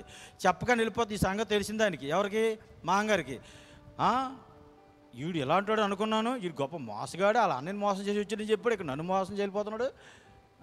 ఈయన ఇలా కాదని ఇంకా బంధువులు అందరిని కూడగొట్టేశాడు. ఒరే మన వాళ్ళందరూ రండిరా ఇప్పుడు అని ఇంకా వాళ్ళ కుటుంబీకులు, వాళ్ళ మేనమామలు ఇంకెవరు ఉన్నారు, వాళ్ళ చిన్నాళ్ళు పెదనాళ్ళు అన్నదమ్ములు అక్క చెల్లెళ్ళు పిన్నులు పెద్దనామ అందరిని కూడగొట్టుకుంటారు. బహుశా అందరూ పరిగెత్తుకుని యాకోబు వెనకాల పరిగెత్తి గిలాదు కొండమే కలుసుకున్నారు. యాకోబు తిరుగు ప్రయాణంలో ఉన్నాడు, కనాన్ దేశం వచ్చేస్తున్నాడు. కలుసుకొని అలసిపోయి కలుసుకున్న తర్వాత ఏరా నీకు పిచ్చి పట్టిందా? ఆ అధ్యాయం చదవండి, 31వ అధ్యాయం. ఏడా నీకు పిచ్చి కానీ పట్టిందా? ఏంటి ఎలా పని చేసేవంటారా? నా కూతురు కనీసం ముద్దు పెట్టుకొని సాగనంపుతాను కదా, నేను రథాల మీద ఎక్కించి పంపించాను కదా, ఎంత కట్న కానుక నుంచి గౌరవంగా పంపించాను కదా. ఈ దొంగోళ్ళకి ఎలాగొరాడు రాత్రి బయలుదేరాడు నువ్వు. మా అంగారు మరి నీ బుద్ధి అంతా నాకు తెలుసు, నీ సంగతి నాకు తెలుసు, చెప్తూ నువ్వు వెళ్ళవరా నాయన, నువ్వు సామాన్య మామవు కదరా, నువ్వు మామూలు మామం కదా, నువ్వు ఆ మోసే మామలు అంటాడు కదరా నాయన, నువ్వు నీ సంగతి తెలుసు అనేసి అందుకని రాత్రి బయలుదేరని అంత చెప్పండి. ఇద్దరికి వాదన అయ్యింది. ఆయన పోనీ వెళ్ళిపోయావరా, మరి నా గృహదేవతలు ఎందుకు దొంగలించుకొచ్చావు? నా ఇంట్లో దేవత బొమ్మలు ఎందుకు నువ్వు పట్టుకొచ్చి? నీ గృహదేవతడు కావాలరా, నాకు యెహోవా దేవుడు ఉంటుండగా నీ గృహదేవత నాకెందుకు అంటాడు యాకోబు. మరి అలాగే నేను ఎవరి తెమ్మంటే నా గృహదేవత నా బొమ్మలు నా విగ్రహాలు ఎంత ఇచ్చారు మీరు అంటే, మాలో ఎవరి దగ్గర దొరికితే వాళ్ళు చచ్చిపోను కాక అన్నసాడు. ఎవరు? యాకోబు. అలా ఆవిడ తీసింది సంగతి తెలియదు. అలా ఆవిడ రాహేలు చాలా సుందరవతి అందగత్తి, అసలు ఏ దొంగతనాలు చేయదు, ఏ అబద్ధాలు ఆడు, చాలా మంచి గుణవతురాలు అనుకున్నాడు ఆయన. ఈ దొంగతనం చేసుకొచ్చింది ఇవిడ. ఆ గృహదేవత తీసుకొచ్చేది ఆ తండ్రి అన్ని ఎత్తికేసుకుంటున్నాడు, గుడారాలన్నీ ఎత్తికెత్తున్నాడు, ఎత్తికెత్తే ఎక్కడ దొరకట్లేదు. చివరికి అలాంటి దొంగతనమే కాక అలాంటి అబద్ధం కూడా ఆడింది తెలుసా వాళ్ళ నాన్నతోని. నాన్న నేను కడగా ఉన్నాను లేవకూడదు, ఆ మూటమే కూర్చునిపోయింది. లాభానికి దొరకలే, ఇంక పిచ్చేకి వెళ్ళిపోయాడు. అప్పుడైతే వెళ్ళిపోలేదు, సమాధానం పడ్డాడు. ఇది జరిగిన పరిస్థితి. ఇక వీళ్ళిద్దరు అనుకున్నారు, సరే అయిపోయింది, ఏదో అయిపోయింది వాళ్ళు, ఇక్కడ నుంచి నా కూతురు మాత్రం చాలా చూసుకో, నువ్వు ఈయన దగ్గర ఉన్నాడు బాగా చూసేసుకున్నట్టు, ఈసారి ఇంకొక అమ్మాయిని మళ్ళీ పెళ్లి చేసుకోకు, వీళ్ళతో సరిపెట్టుకెళ్ళి నలుగురితోనే అని చెప్తున్నాడు. వీళ్ళని మాత్రం జాగ్రత్త చూసుకో అని చెప్పి కలిపి అక్కడ ఒప్పందం పడిపోయి భోజనాలు చేసేసి అక్కడ ఒక సాక్షి కుప్ప అనేది మిస్పా అన్న పేరు పెట్టేశారు దానికి, ఆ స్థలానికి. అది ఒక సాక్షి కుప్ప, నీకు నాకు దేవుడే సాక్షి అని చెప్పేసుకున్నారు, ఒప్పందం చేసేసుకున్నారు. వాళ్ళు అటు వెళ్ళిపోయారు సిరియా, వీళ్ళేమో కనాన్ వచ్చేసారు. ఇది 31వ అధ్యాయంలో జరిగిన స్టోరీ. ఇక 32వ అధ్యాయానికి వెళ్తున్నాను. యాకోబు కనాన్లోకి అడుగు పెట్టేశాడు. ఇప్పుడు దూతలు ఎదురయ్యాయంట. ఎవరికి? మొదటి వచనంలో 2వ వచనంలో చూస్తే దేవుని దూతలు యాకోబుకి ఎదురయ్యాయంట.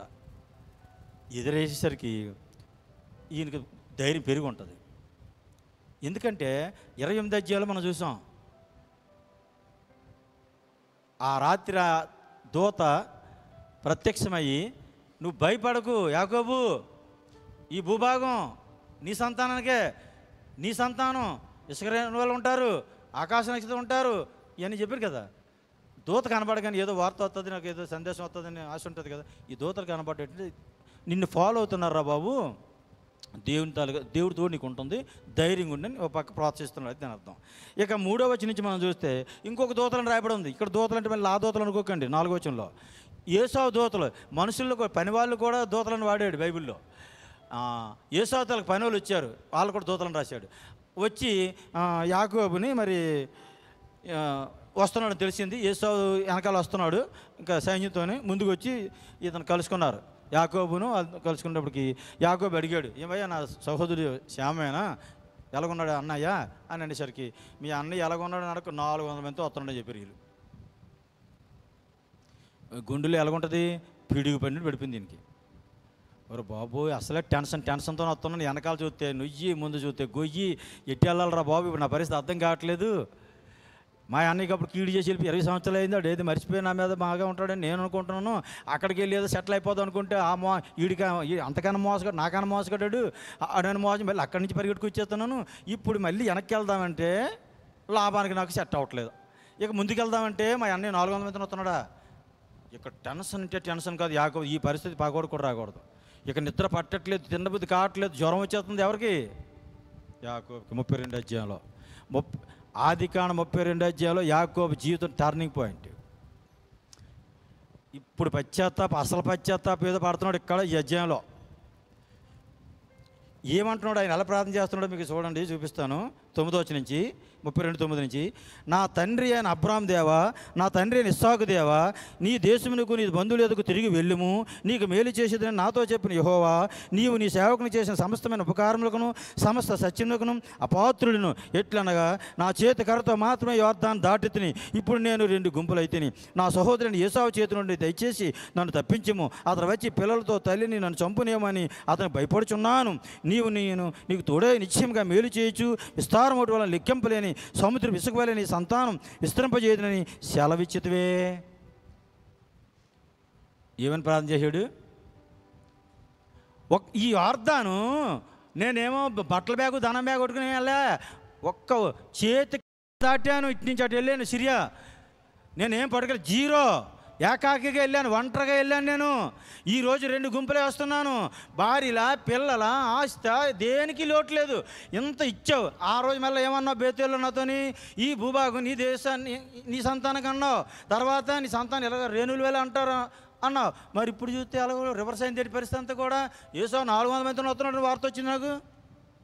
నన్ను చంపేస్తాడు, నా పిల్లలు చంపేస్తాడు, నా భార్యని చంపేస్తాడు, మొత్తం తీసేసుకుంటాడు. నీ వాగ్దానాలు ఏవయ్యాయి అని అడుగుతున్నాడు ఇప్పుడు దేవుణ్ణి. పశ్చాత్తాపంతో ప్రార్థన చేస్తున్నాడు. ఇప్పుడు అసలైన పశ్చాత్తాపం వచ్చింది ఇప్పుడు ఈయనకి. ఓకే, ఇంకా ఈయనలో పశ్చాత్తాపం వచ్చింది అనడానికి మీకు ఇంకా ముందుకు తీసుకెళ్తాం. అదే అధ్యాయంలో 24 వచనం, 32-24, యాకోబు ఒక్కడు మిగిలిపోయిను. ఈ మాట చదివినప్పుడు చాలా ఘోరంగా ఉంటుందండి.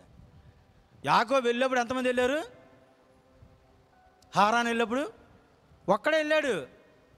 ఆయన చేతిలో కర్ర తప్ప ఏం లేదు, ఒంటిపై బట్టలు తప్ప. డ్రాయర్ పనింది కూడా వెళ్ళిపోయామో నాకు తెలీదు. అలాంటి స్థితిలో వెళ్ళాడు ఒక్కడు. ఇప్పుడు మళ్ళీ ఎంతమంది ఉన్నారు ఇక్కడ? ఒక్కడ.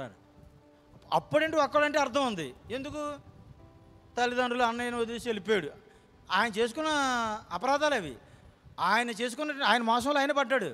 ఎవరు? యాకోబు. అందువల్ల ఒంటరివాడు అయ్యాడు వెళ్ళప్పుడు. ఇప్పుడు అలా కాదు కదా, వాళ్ళు కుటుంబం ఉంది, పిల్లలు ఉన్నారు, భార్యలు ఉన్నారు, ఆస్తి ఉంది. ఇప్పుడు ఎందుకు ఒక్కడ మిగిలిపోయాడు?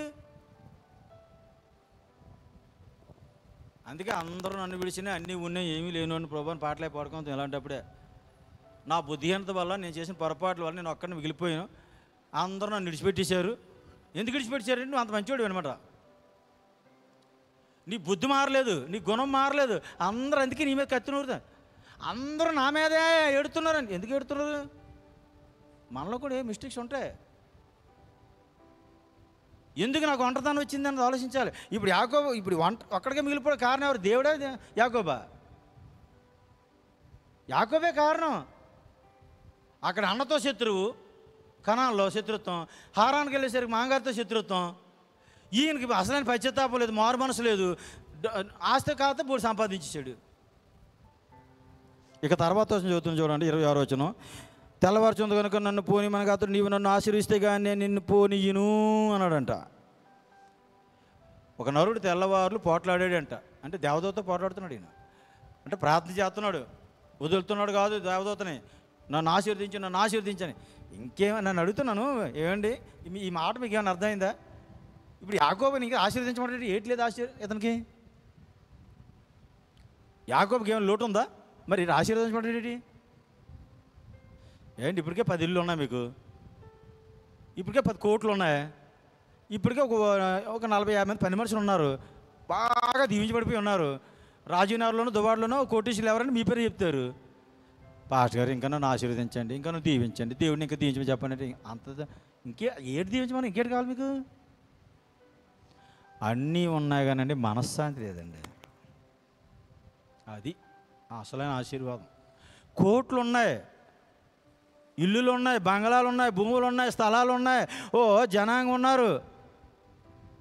హృదయంలో నెమ్మది లేదు, మనశ్శాంతి లేదు, పడుకుందంటే నిద్ర పట్టట్లేదు, తిన్నది అరగట్లేదు, టెన్షన్లు, ఎప్పుడు చనిపోతానేమో భయం. అది యాకోబు ఒంటరితనం. యాకోబుకి అన్నీ ఉన్నాయి, ఇంకా ఆశీర్వదించమంటున్నాడు. అంటే మనిషికి ఏ ఆశీర్వాదం అవసరం ఇప్పుడు అర్థమైంది మీకు? చాలామంది ఉన్నాయి, క్రైస్తవులు కూడా తప్పడు చేస్తాం ఇక్కడే.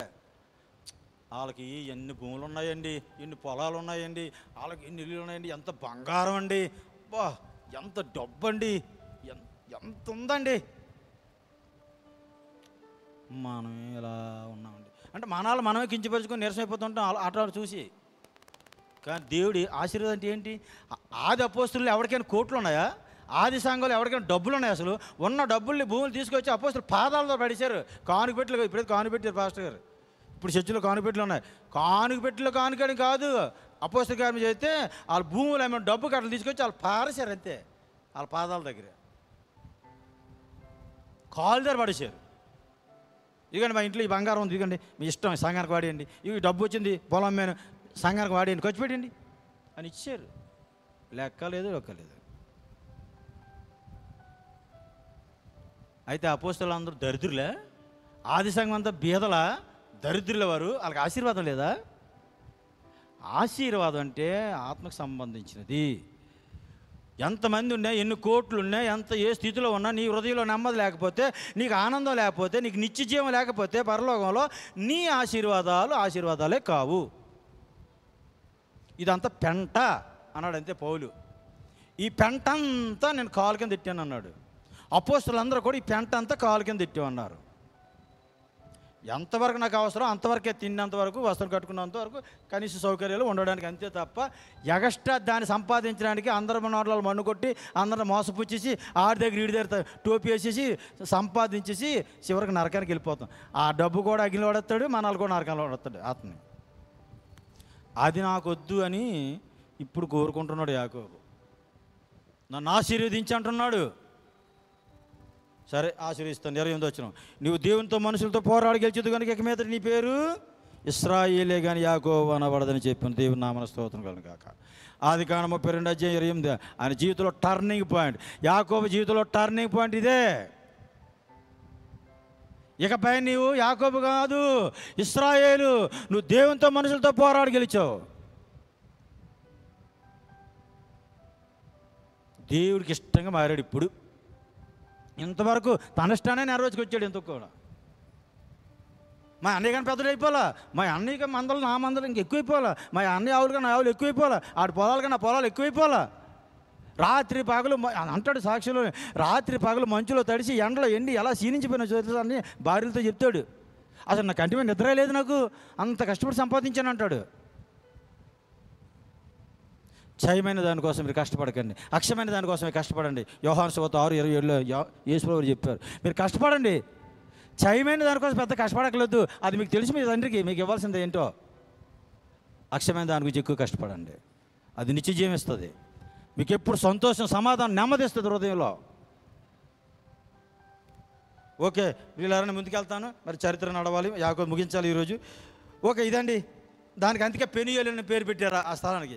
పెనియేలు అంటే ఇక్కడ పోరాడాడు కదా, అందుకే 30 వచనంలో ఉంటుంది ఆ మాట. అయితే అక్కడ విషయం జరిగింది. ఇక్కడ ఆ దేవదూత వెళ్ళిపోతే ఈ మళ్ళీ వెనక్కి వెళ్తాడు, మళ్ళీ పిచ్చి పిచ్చి చేష్టలు చేస్తాడు యాకోబు. ఇలా కాదని ఆ తుంటినార కొడిచాడంట. యాకోబు తుంటినార కొట్టాడంట. అంతవరకు యాకోబు ఎలా నడిచేవాడు? చాలా టీవీగా నడిచేవాడు, దర్జాగా నడిచేవాడు. ఇప్పుడు ఎలా నడుతున్నాడు? ఇలా కుంటుకొని నడుతున్నాడు అన్నమాట. అంటే మన భాషలో చెప్పాలంటే మనకు కూడా ఈ రకంగా. అందుకే దేవుడు ఒకసారి చేస్తుంటాడు. నా నడక మారింది, నా స్టైల్ మారింది అంటే మనం అనుకుంటాం కదా, ఈ నడక మారడం కాదు, అసలు నడక మారాల, మన లైఫ్ స్టైల్ మారాల. ఓకే అందుకే ఇశ్రాయేలు అంటే ఆ తుంటిన తినరట, యాకోబుని కొట్టాడు కనుక దేవుడు. అది రాయబడింది. ఓకే 33 అధ్యాయానికి వెళ్తున్నాను. ఇక టెన్షన్ పడిపోయాడు కదా ఇంతవరకు అన్నయ్య గురించి. ఏమైందో చూడండి 33 అధ్యాయంలో. ఇక ఎలా టెన్షన్ పడ్డాడంటే 7 మార్లు సాగిలు పడిపోయాడంట అలా అన్నయ్య కలవక ముందే.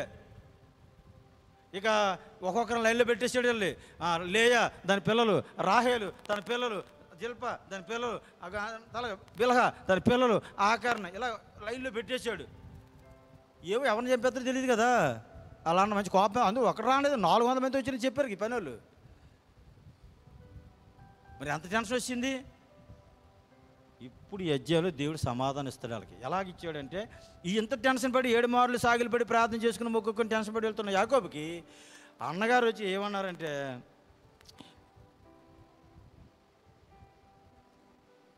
5:4 వచనం, అప్పుడు ఏసావు అతన్ని ఎదుర్కొని పరిగెత్తి అతను కౌగిలించుకొని అతను మెడ మీద పడి ముద్దు పెట్టుకొనెను. వారిద్దరు కన్నీరు విడిచిరి. దేవుని నామమున స్తోత్రం కలుగును గాక. అమ్మయ్యా ఏదో అయిపోద్దని ఇంతవరకు టెన్షన్, ఆయనకి టెన్షన్, మనకి టెన్షన్. వీళ్ళిద్దరు కొట్టేసుకుంటారు ఏమని. ఇద్దరు కొట్టేసుకోలేదు, ఏమీ లేదు. ఇద్దరు కౌగిలించేసుకుని ఒకరిని పట్టుకుని ఒకరు ఏడ్చేసుకుంటున్నారట. తమ్ముడు 20 సంవత్సరాలు అయిపోయిందిరా నిన్ను చూసి, వెళ్ళిపోయారని ఆయన ఏడుతాడు.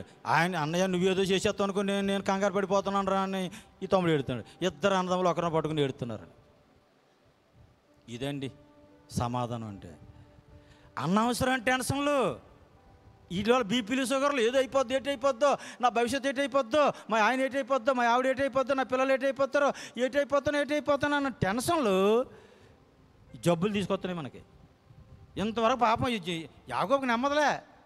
టెన్షన్ వెనక్కి వెళ్దామంటే ఆయన, ముందుకు వెళ్దామంటే ఈయన. ఎటు వెళ్ళాలి? ఇంకెటు వెళ్ళాక చేతులు ఎత్తేసాడు దేవుడికి. హ్యాండ్స్ ఆప్ అన్నాడు అంతే. పోరాడాడు, ప్రార్థించాడు, పశ్చాత్తాపడ్డాడు, మారు మనసు పొందేశాడు, చేసిన అన్ని ఒప్పేసుకున్నాడు దేవుడి దగ్గర. ఇక ఈ బుద్ధిహీన పనులకి ఎప్పుడు నేను చెయ్యను ప్రభా అని ఒప్పేసుకున్నాడు. అద్భుతంగా సమాధానం ఇచ్చాడు దేవుడు. దేవుడు నామానికి స్తోత్రం కలుగును గాక. మనం చేయవలసిన పనులు ఎప్పుడైనా అంతే. మన బంధువులు, మన ఇంట్లో వాళ్ళు, లేదా ఇరుగు పొరుగు వారు, ఆత్మీయ ఎవరేమంతా పోరాడుతున్నారంటే మనలో ఏమైనా మిస్టేక్స్ ఉండుంటాయి. ప్రభు దగ్గర పశ్చాత్తాపడి ప్రార్థన చేసి పోరాడి మనం దేవుని దగ్గర ఒప్పేసుకుని వాటిని విడిచిపెట్టి మన ప్రవర్తన మార్చుకుంటే యెహోవాకి ప్రవర్తన ప్రీతికరంగా ఉన్నట్టయితే నీ శత్రువులు మిత్రులు అవుతారని రాయబడి ఉంది. అది ఇక్కడ జరిగే సమాధానం. ఆ తర్వాత అన్నయ్య పని కానుకలు తీసుకొనియా, ఎందుకంటే ఆయన శాంతిపరచాలి కదా. కానుకలు తీసుకోమంటే నాకెందుకురా నీ కానుకలు, నాకే కావాల్సినంత ఉందంటున్నాడు ఈయన. 11 వచనంలో నేను నీ ఎదుగు తెచ్చిన కానుక చిత్తగించి పుచ్చుకొనము అంటే దేవుడు నన్ను కనికరించును మరియు నాకు కావలసినంత ఉందని చెప్పి అతను బలవంతం చేసిన కనుక అతను దాన్ని పుచ్చుకొని మనం వేరేదాన్ని ఏదన్నాడు. నాకే కావాల్సినంత ఉందిరా, నాకెందుకు నీ కానుకలు ఉంచుకున్నాడంట. వీటి కోసం ఈ 20 సంవత్సరాలు పోరాటాడు, గొడవలను, టెన్షన్లు, చివరికి ఏమీ లేదు. ఓకే, ఆ తర్వాత అన్నదమ్ములు వేరే అయిపోయారు మంచిగా, ఏసావుతో సమాధానం దొరికేసింది. ఓకే, ఇక తర్వాత సుక్కోతన ప్రాంతానికి వెళ్ళి ఆ పాకలేసాడంటే యాకోబు. ఇదంతా మనకు 33 అధ్యాయాలు చూడండి. ఇక 34 అధ్యాయాలు ఇంకొక టెన్షన్. మీకు ఒక విషయం చెప్పండిరా, మీకు యాకోబుని పరిచయం చేసేటప్పుడు ఇజ్రాయెల్ దేశం ఈయన పేరు పెట్టారు. 12 గోత్రాలు ఇశ్రాయేల్ భూమి మీద, ఇశ్రాయేల్ అందరూ 12 గోత్రాల వారు ఈయన సంతానమే. యేసుక్రీస్తు కూడా ఈయన కొడుకే. యేసుక్రీస్తు కూడా తండ్రి యాకోబు. ఇతడు అసలు దీవించబడ్డంలో ఎంత దీవించబడ్డాడంటే వాళ్ళ నాన్నగారు కానీ వాళ్ళ తాతగారు కానీ ఎక్కువ దీవించబడ్డాడు. ఈయన కష్టాలు కూడా అలాగొచ్చి ఈయనకి. యాకోబు జీవితంలో 130 సంవత్సరాలు నెమ్మదలేదు. టెన్షన్ ఎక్కడికి వెళ్ళా, మళ్ళీ ఇంకో టెన్షన్ 34 అధ్యాయం వచ్చేసరికి ఒక కూతురు పుట్టింది. ఈ కూతురికి షికారులు ఎక్కువ, గారాబం పెంచుతాం కదా. 12 మంది అన్నదమ్ములతో పుట్టింది కదా, కాబట్టి అందులో ఇజ్రాయెల్ గారి తాలూకా కుమార్తె. ఇక షికారులకు వెళ్ళింది ఈమె. ఫ్రెండ్స్ని తీసుకొని షికారులకు వెళ్తే అక్కడ రాజకుమారుడు చూశాడు, ఈ అమ్మాయిని పాడు చేసాడు. ఇక అక్కడతో నాగిందా. మా చెల్లిని ఎలా చేశాడని యాకోబు కుమారులు ఇద్దరు, లేవి ఒకడు, షిమీని ఒకడు, కత్తులకి ఇలా ఊరందరం చంపేశారు. చూడండి ఎంత గొడవ. ఒక్క ఆడపిల్ల వల్ల, ఆ ఆడపిల్ల భయభక్తులుగా పెరగపోవడం వల్ల, ఆ ఆడపిల్ల చేసిన తప్పుటడుగు వల్ల. అంటే మనం మాకు ఆడపిల్లలు ఉన్నారు, మన ఇంట్లో ఆడపిల్లలు ఉన్నారు. మన ఆడపిల్లలు ఏం చేస్తున్నారంటే అండి, మగపిల్లలు రెచ్చగొడుతున్నారండి కొంతమంది. అందరూ కాదు, కొంతమంది. ఈ యూట్యూబ్లు, ఆ సినిమాలు, టీవీలో చూసి ఆ రెచ్చగొట్టడం కూడా చాలా పొరపాటు. అది ఇప్పుడు మనం ఏమనుకున్నా మన మీదకి వచ్చిన మూర్ఖులు ఉన్నారు, వాళ్ళకి అలాగే పనిష్మెంట్ అవుతుంది. ఆడపిల్లల పొరపాట్లు కూడా కొంతమంది ఉన్నారు. కాబట్టి మనం వేసుకునే అంటే డ్రెస్సులు కానీ, మనం చేసుకునే డెకరేషన్లు కానీ మగవాళ్ళు అట్రాక్ట్ చేసేటట్టు ఉండకూడదు. మన సేఫ్టీ కోసం మనం ఏదైనా ధరించుకోవాలి. కాబట్టి ఇవన్నీ ఇలాంటివన్నీ మన పాట అన్నమాట. దేనా మరి చూసేసరికి రాజకుమారుడు ఎందుకు అట్రాక్ట్ అయ్యాడు? హామోర్ కుమారుడు శెకెము ఆమెను చూసి ప్రేమించి ఆమెను పాడు చేశాడు. ఆ కథ ఎంతవరకు వెళ్ళిపోయింది? చివరికి ఆ ఊరిలో అందరిని చంపేశారు వీళ్ళిద్దరు వెళ్ళి. ఇక వీళ్ళిద్దరు నరహంతకులు అయిపోయారు. ఇక యాకోబుకి ఇంకొక టెన్షను, అదేదో వదిలిందిరా లాభంతో అంతేప్పటికి, ఏసావు వదిలిందిరా అంతేప్పటికి ఈ షెకెములతో ఇదొక గొడవ. వీళ్ళు ఎప్పుడు ఏ రాత్రి నుంచి మమ్మల్ని చంపేస్తారని అక్కడి నుంచి పారిపోతాడు కుటుంబం తీసుకొని. ఇది 34 అధ్యాయం జరిగింది. ఇక 35 అధ్యాయానికి వెళ్తున్న ప్రియులారా, 35 అధ్యాయం దేవుడు మాట్లాడుతున్నాడు. యాకోబు, నువ్వు వెళ్ళేటప్పుడు నీకు బేతేలు ప్రత్యక్షం అయ్యాను కదా, ఆ బేతేలు దేవుడు నేనే. మరలా నువ్వు అక్కడికి వెళ్ళిపో, అక్కడికి వెళ్ళి బలిపేయడం కదా, అక్కడ మళ్ళీ నువ్వు ప్రార్థన చేయి. అక్కడికి వెళ్ళి మొత్తం నువ్వు నీ కుటుంబాన్ని పరిశుద్ధపరచుకొని చెప్పాడు. 32 అధ్యాయాలు యాకోబు తను పవిత్రపరచుకున్నాడు, పరిశుద్ధపరచుకుంటే 35 అధ్యాయాలు మీరు మొదట్లో చూడండి 4 వచనాల్లో తన కుటుంబాన్ని చేపోగులు కూడా తీసిపారండి. ఆ దేవత బొమ్మలు, గృహదేవత బొమ్మలు అన్నీ ఇంట్లో ఉన్న విగ్రహారాన్ని తీసి పారేయండి ముందు అన్నాడు అంతే. ఇంతవరకు యాకోబు ఎవరు పట్టించుకోలేదు, ఎవడు వెళ్ళిపోతే అనుకున్నాడు. మొత్తం కుటుంబానికి చెక్కేస్తున్నాడు పట్టుకొని. ఇప్పుడు దేవునితో పరిహాసం ఆడుతున్నారా? నా జీవితాన్ని నిలబెట్టాడు దేవుడు. నేను పిచ్చి శాస్త్రాలు చేస్తే నాకు ఇచ్చాడు గట్టిగా, నా తుంటినారు జారిపోయింది. నాకు మిమ్మల్ని కూడా జారగొట్టేస్తాడు దేవుడు. మీరు అందరూ కూడా పిచ్చి పిచ్చి శాస్త్రాలు అందరూ పరిశుద్ధపరచుకోండి. మీ దగ్గర ఉన్నటువంటి పిచ్చి బొమ్మలు కానీ పిచ్చి ఇంట్లో ఏమున్నాయి తీసి పారేయండి అని చెప్పాడు. అందరిని పవిత్రపరిచాడు, అందరిని సవరణ చేసి సెటప్ చేసాడు కుటుంబాన్ని. ఇది 35 అధ్యాయం మొదటి 4 వచనంలో జరిగింది. ఆ తర్వాత అందుకే 5వ వచనంలో మాట చూసారా? వారు 35:5 వారు ప్రయాణం అయిపోయినప్పుడు దేవుని భయం వారి చుట్టూన పట్టణాల మీద ఉండిన కనుక వారు యాకోబు కుమారులను తరమలేదు. దేవుని స్తోత్రం. ఆ ఊరందరినీ 2 కుమారులు చంపేస్తే ఈ ఒక్క కుటుంబం మీద మళ్ళీని ఎవరు తరమలేదట. ఎందుకు తరమలేదు? దేవుడు వాళ్ళ నోలు మూయించేశాడు. సింహాల నోలు మూయించిన దేవుడు శత్రువుల నోలు మూయించేశాడు. ఈ కుటుంబం మీదకి ఏం హాని చేయకుండా అలాగ ఆపేశాడు. అలాగే ఆదికాండం 31:24 కూడా లాబానుకి ఒక దర్శనం ఇచ్చాడు దేవుడు. లాబాను ఎందుకు అంత మంచిగా వెళ్ళిపోయాడు అనుకుంటున్నారు యాకోబుతో అంటే, ఆదికాండం 31:24 చదవండి. ఏమంటాడంటే అక్కడ కళ వచ్చిందంటే, కళలో దేవుడు చెప్పాడంట. తర్వాత అల్లుడు చెప్పాడు, రాత్రి దేవుడు కనిపించాడే బాబు, మీ దేవుడు యాకోబుతో చాలా జాగ్రత్తగా ఉండు, ఆయనకి ఏమైనా కీడు చేసేవాడు జాగ్రత్త, నీకు టాపులు అయిపోతున్నాడు అంట. ఎవరిని? యాకోబుని. అందుకే నీకు ఆయన చేయగలను నేను, నాకు అంత వెనకాల బంధువులు ఉన్నారు, కానీ నేనేమి చేయగలను. ఎందుకు వచ్చింది తెలుసా? రాత్రి మీ దేవుడు నాతో చెప్పాడు. అంటే ఇప్పుడు యాకోబుకి శ్రమలు ఎలాగైతే వస్తున్నాయో ఆదరణ కూడా అలాగే దేవుడు ఇస్తున్నాడు. ఒక పక్క దూతలు ఫాలో అప్ ఇస్తున్నాడు, ఒక పక్క శత్రువుల మీదకి రాకుండా కాపాడుతున్నాడు, శత్రువుగానే మళ్ళీ సమాధానం ఇస్తున్నాడు. దేవుని నడిపింపు ఇప్పుడు అలాగే ఉంటుంది. శ్రమల్లోనే ఉంటాం, జలంలోనే వెళ్తాం, అగ్నిలోనే ఉంటాం, కాలిపోము, కృంగిపోము, మునిగిపోము. ఓకే, ఇక 35 అధ్యాయం యాకోబు ఇంట్లో అన్ని కష్టాలు పాపం అని మరణాలు ఎక్కువ. ఇక్కడ దెబోరా అని ఒక వృద్ధురాలు చనిపోయిందట, రెబెకా దాది.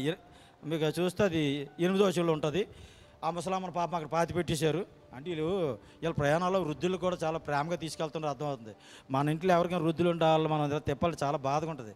మాతో ఎందుకు రారా, నువ్వు బయటికి కూర్చో, మూల అక్కడ ఎందుకు, అన్నిటికీ వెనకాల పడతావు నువ్వు అంటాం మనం ఈ వృద్ధులు కాదు. కానీ యాకోబు ఇన్నూరులు బాగానే తిప్పుతున్నాడు, ఈ వృద్ధురాలు కూడా తిప్పుతున్నాడు.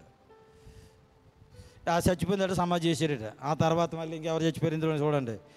మేడం గారు చనిపోయారు ఇక్కడ. ఎవరు? ఈ సుందరి, ప్రపంచ సుందరి రాహేల్ గారు. మరి యాకోబు దృష్టిలో ఎవరు?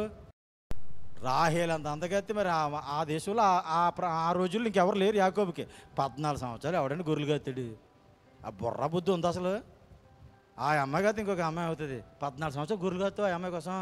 ఇట్లా అంత అందగత్తే స్నేహితులు ఉంటే ఏమంటారు? జస్ట్ ఇప్పుడు ఈ రోజుల్లో అనుకుందాం, మరి మా నాన్నగారు అంటే ఒక అమ్మాయిని ప్రేమించారంటే, మరి అలా మా మామగారు మాత్రం ఒక 10 సంవత్సరాలు అయితే పెళ్లి చేయరటరా, మరి అమ్మాయి అంటే నాకు బాగా ఇష్టం అంటే ఫ్రెండ్స్ ఏమంటారు? నీ బుద్ధి బుర్ర అంతా లేదు రేటు, ఆ అమ్మాయి తప్ప అమ్మాయి లేరు ఏంటి, 10 సంవత్సరాలు కోసం కూర్చుంటారు ఆ అమ్మాయి కోసం అంటారంటారా? కానీ యాకోబుకి 14 సంవత్సరాలు గొర్రెలు కాశాడంటే ఎంత ప్రేమిస్తున్నాడో రాహేల్ మీరు అర్థం చేసుకోండి. ఆవిడ చచ్చిపోయింది. ఇప్పుడు ఈవిడ చచ్చిపోవడానికి కొంతమంది ఏమంటారంటే, ఈ గృహదేవత దొంగిలించింది కదా, అప్పుడు యాకోబు ఒక శాపం పెట్టాడు. తెలియదు కదా భార్య తీసిందని, ఎవరు తీసారో వాళ్ళు చచ్చిపోను కాకనిసాడు కదా. తర్వాత రాహేల్ కూడా 30వ అధ్యాయంలో మొదటి వచనంలో మనం ఏం చూసాం? నేను చచ్చిపోతాను, నాకు పిల్లలు అయిపోతాను. ఇది 30వ అధ్యాయం మొదటి వచనంలో నేను చచ్చిపోతాను, నాకు గర్భాలు అయిపోతాను, నేను చచ్చిపోతాను అలాగన్నది. ఇక్కడ యాకోబు కూడా ఆ మాట అన్నాడు. చివరికి ఇప్పుడు అదే నెరవేరిపోయింది. అందుకే ఇప్పుడు కూడా నేను చచ్చిపోతాను, నా పెళ్లి చేయకపోతే, నాకు చచ్చిపోతాను డబ్బులు ఇవ్వకపోతే, నేను చచ్చిపోతాను నాకు అనుకుని అవ్వకపోతే, నన్ను బాగా చూడకపోతే నేను చచ్చిపోతాను అనకండి నోటంట. అయితే చచ్చిపోతాను అంటాను కదా, వచ్చి అమ్మని తీసిపోతాడు ఆయన. అంత బాధ ఎందుకు? భూమి మీద బోల్ మీద ఉన్నారు. అందుకే ఎప్పుడు చచ్చిపోతాను అనకండి, కోపం వచ్చినా సరే. ఓకే అండి, ఇది 35వ అధ్యాయంలోని రాహేల్ చనిపోయి సమాధి కట్టించేశాడు అక్కడ. అది చనిపోతే ఒక వరం ఇచ్చింది. ఎవరు పుట్టారు? బెన్యామిని పుట్టాడు. ఇక్కడ 18వ వచనం, ఆమె 35:18 ఆమె మృతి పొందిన ప్రాణం పోచుండగా అతని పేరు బెనోని, అతని తండ్రి అతనికి బెన్యామిన్ అని పేరు పెట్టాను. ఈయన కుడి చేతి పుత్రుడాడు. తల్లిలో పేరు తండ్రిలో పేరు పెట్టారు. అందుకే ఇవాళ బెన్యామిన్ గోత్రం ఉంది ఇశ్రాయేల్లో, ఈ గోత్రమే. అంటే ఇప్పుడు యాకోబుకి ఎంతమంది పిల్లలు అయ్యారు? 12 మంది మగ సంతానం. ఇశ్రాయేల్ 12 గోత్రకర్తలు వీరే. దేనా 13 సంతానం అయ్యారు, 4 మొత్తం భార్యలు, దాసీలును భార్యలు కలిపి.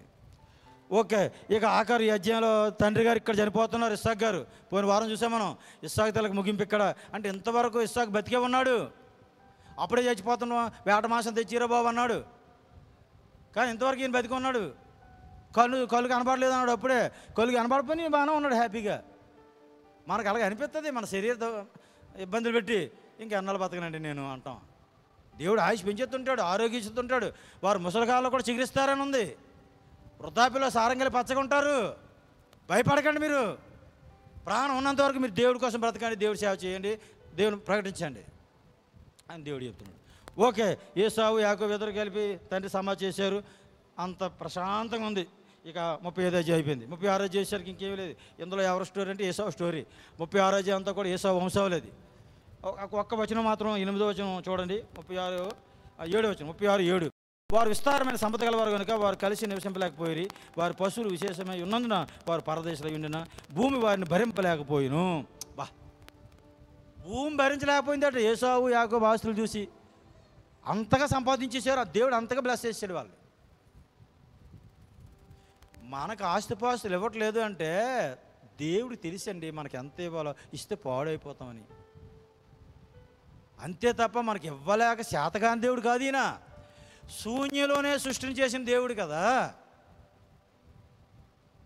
ఇవాళ జీరో అయిపోతే వచ్చే ఏడాది ఇలాంటి రోజులు నేను కోటేషన్ చేసేయగలడు ఆయన. చేస్తే నీకు గర్వం ఎక్కువైపోతుంది. నీకు ఆఖరికి గర్భవతి అవగానే గర్వం ఎక్కువైపోయింది. ఈ రాహేలుకు కూడా తర్వాత అందగత్తిన గర్వం ఎక్కువైపోయింది. ఏదైనా తలాంతిగా మనకి ఇచ్చాడా, ఆశీర్వాదం ఇచ్చాడా, మనలో గర్వం వచ్చేస్తుంది. ఇక కళ్ళు నెత్తి మీదకి వచ్చేస్తాయి మనకి. ఆడెవడు, ఈడెవడు, అది ఎవరు, ఇది ఎవరు అన్న మాటలు వచ్చేస్తాయి, పాడైపోతాం. అందుకే దేవుడు మనల్ని మన దీనత్వాన్ని చూసి, మన విధేయతను చూసి క్రమక్రమంగా బ్లెస్ చేస్తాడు. ఓకే, 37వ అధ్యాయానికి వెళ్తున్నాం, అయిపోయింది స్టోరీ. అంతే 37వ అధ్యాయంలో ఇక ఇక్కడి నుంచి మరలా ఏడిపోయినండి ఈయనకి పాపం. మరలా 45 అధ్యాయం వరకు, 37 అధ్యాయం నుంచి 45 అధ్యాయం వరకు ఇతను ఏడిపే. ఇక మామూలు ఏడుపు కాదు ఇంది. ఒక కష్టం పోతే ఒక కష్టం, ఇంకా కొన్ని కష్టాలు ఉన్నాయి, మీకు వదిలేసాను. అది 35 అధ్యాయంలో రూబేను పెద్ద కొడుకు ఏం చేశాడు, ఆ బిల్హదాసి అయినటువంటి తల్లి వరుసకి తల్లి అవుతుంది, ఆ తల్లితో అక్కడ సంబంధం పెట్టుకున్నాడు. ఎవడో పెద్ద కొడుకు యాకోబు కొడుకు. కూతురు చూస్తే అలాగయ్యింది, కొడుకు చూస్తే ఇలాగయ్యాడు. ఇద్దరు కొడుకులు చూస్తే కత్తులు ఉట్టుకుని వెళ్ళి చంపేశారు, నరహంతకులు అయ్యారు. ఇక భార్య చూస్తే చనిపోయింది. యాకోబు కుటుంబంలో కష్టాలు ఏంటంటారు. యాకోబు ఇంతగా బ్లెస్ అవ్వడానికి ఇన్ని శ్రమలు అనుభవించాడు. అందుకే పోరాడాడు జీవితం అంతా కూడా. దేవునితో మనుషులతో పోరాడి గెలిచాడు ఆయన. ఓకే, 37వ అధ్యాయంలో ఉన్న స్టోరీ మనకి యోసేపు చరిత్రలో వస్తుంది. ఇది జస్ట్ ఇక్కడ ఏటేటు ఉన్నాయి అధ్యాయంలో యాకోబు గురించి మాత్రం టచ్ చేస్తున్నాం. యోసేపుని ఎక్కువగా ప్రేమిస్తున్నాడు. తల్లి చనిపోయింది, యోసేపు అంటే చాలా ఇష్టం. ఎవరికి? యాకోబుకి. చాలా స్పెషల్ అంగిని కుట్టించాడు. ఆయనకి ఏదో కాలం వచ్చింది, ఆ కాలం వల్ల ఆయనకి ప్రమాదం వచ్చింది. అన్నదమ్ములంతా ఆయన గుంటలు వేసేసారు. ఇది తర్వాత వచ్చే వారం చూస్తాం ఈ స్టోరీని. కాకపోతే ఇతని యాకోబు పాత్ర అంటే ఇక్కడ యోసేపుని ఎక్కువ ప్రేమించినందువల్ల దూరం అయిపోయాడు ఈయన. మీకు 35వ వచనంలో చూడండి, 37, 35. అతని కుమారులందరూ అతని కుమార్తెలందరూ అతను ఓదార్చుకి యత్నం చేసిరి. అయితే అతను ఓదార్పు పొందనలక నేను అంగలార్చు మృతుల్లోకమునకు నా కుమారుని యొద్దకు వెళ్ళిందని చెప్పి అతని తండ్రి అతని కోసం ఏడ్చెను. ఏమంటాడు యాకోబు? ఇంకా నేను మృతుల్లోకానికి వెళ్ళిపోతాను, నేను చనిపోతాను, ఇంకా నా భార్య, నేను ప్రేమించిన భార్య చనిపోయింది, నేను ప్రేమించిన నా కొడుకుని చంపేశారు, మీరు ఏం చేశారో నా కొడుకుని అర్థం కాదు. ఏ దుష్టమృగాల్లో తినిసే నా భార్య చనిపోయింది, ప్రేమించిన భార్య, నేను ప్రేమించిన కొడుకు చనిపోయాడు, ఇక నా తండ్రి చూస్తే చనిపోయాడు, ఇంకా నా కుటుంబం అంతా ఈ కొడుకులు చూస్తున్న వాళ్ళు అంత పనికిమాలు తయారయ్యారు, కూతురు చూస్తే అలాగైంది, ఇక నా కుటుంబం ఇలాగైపోయింది, నా చూస్తే తుంటినార జారిపోయింది, ఒంట్లో కష్టాలు, ఇంట్లో కష్టాలు, ఇరుగు పురుగులతో కష్టాలు, అసలు శక్యం వాళ్ళందరూ నా మీదకి వచ్చారు. ఇంక ఇలాంటి రోజుల్లో ఇంకా బతికితే ఏ సుఖం, ఇంకా నా భవిష్యత్తు బాగుంటుందని ఎలాగనే నా నిరీక్షణ కలిగి ఉండేది అని ఏడుస్తున్నాడు. కూతుర్లు, కుమారులు, మనవళ్ళు, మనవరాలు అందరూ ఓదారుతున్నారట ఈ ముసలోడిని. ఓదార్పు నొందలపోతున్నాడు. ఓకే, ఇక అయిపోయింది. 38లో యోధా కుటుంబ చరిత్ర ఉంటుంది. 39, 40 యోసేపు జీవిత చరిత్ర ఉంటుంది. 41 వరకు. 42వ అధ్యాయంలో మళ్ళీ యాకోబు కనపడతాడు మీకు. ముగింపులోకి వెళ్ళిపోతున్నాను ఇంకొక 5 నిమిషాల్లో. 42వ అధ్యాయంలో యాకోబు ఓ మాట చెప్పాడు 10 మంది కుమారులకు కూడా, నాయన కరువు వచ్చింది, మళ్ళీ కరువు. అబ్రహాం కాలంలో ఆదికాండం 12వ అధ్యాయంలో కరువు, ఇస్సాకు కాలంలో ఆదికాండం 26వ అధ్యాయంలో కరువు, యాకోబు కాలంలో 42లో కరువు.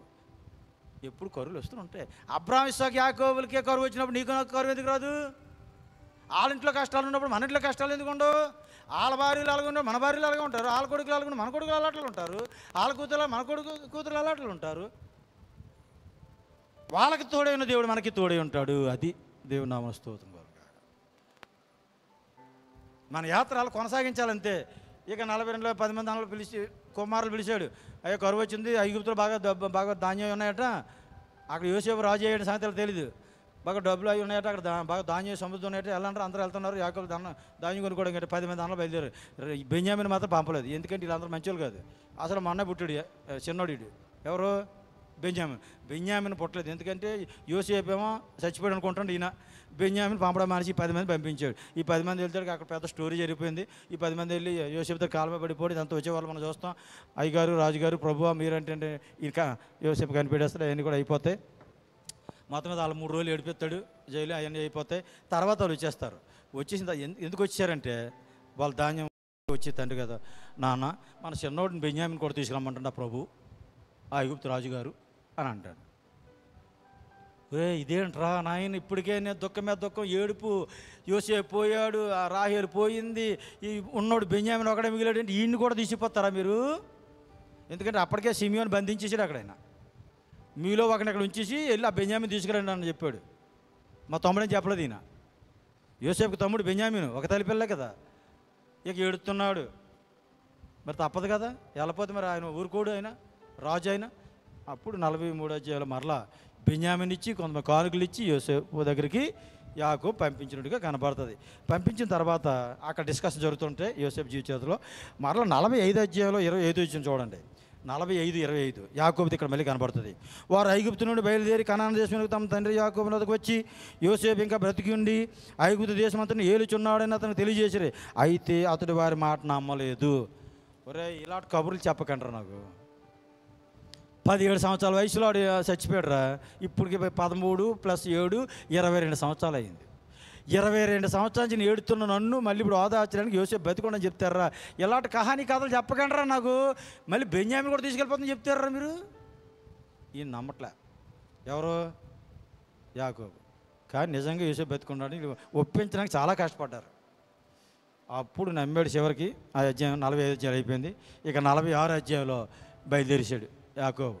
బయలుదేరితే అద్భుతం. దేవుడు చూడండి ఎలా మాట్లాడుతున్నాడో. 3వ వచనంలో, నేనే దేవుడిని, నీ తండ్రి దేవుడిని, ఐగుప్తునికి వెళ్ళుటకు భయపడకు, అక్కడ నేను గొప్ప జనంగా చేసేదును, నేను ఐగుప్తునితో నీతో కూడా వచ్చేదును, అంతేకాదు నేను నిశ్చయంగా నిన్ను తిరిగి తీసుకొని వచ్చేదును, యోసేపు నీ కనుల మీద తను చేయించిన సెలవీగా. బా, దేవుడు మాట్లాడుతుంటే ఎలాగో చూసారా? ఆదికాండం 28, నేను ముగించాలని టైం అయిపోయింది, ముగిద్దాను అనుకుంటే అవ్వట్లేదు, ఇంకొక 5 నిమిషాలు. ఆదికాండం 28వ అధ్యాయంలో టెన్షన్తో వెళ్తున్నాడు. అక్కడ ఏం చెప్పాడు 28వ అధ్యాయంలో?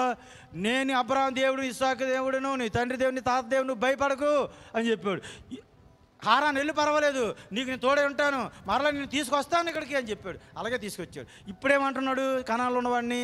నువ్వు ఐగుప్తు వెళ్ళా, భయపడకు, వెళ్ళి ఐగుప్తు, నేను నీతో కూడా వస్తాను, మరలా నేను ఈ సంతాన్ని ఇక్కడ తీసుకొస్తాను.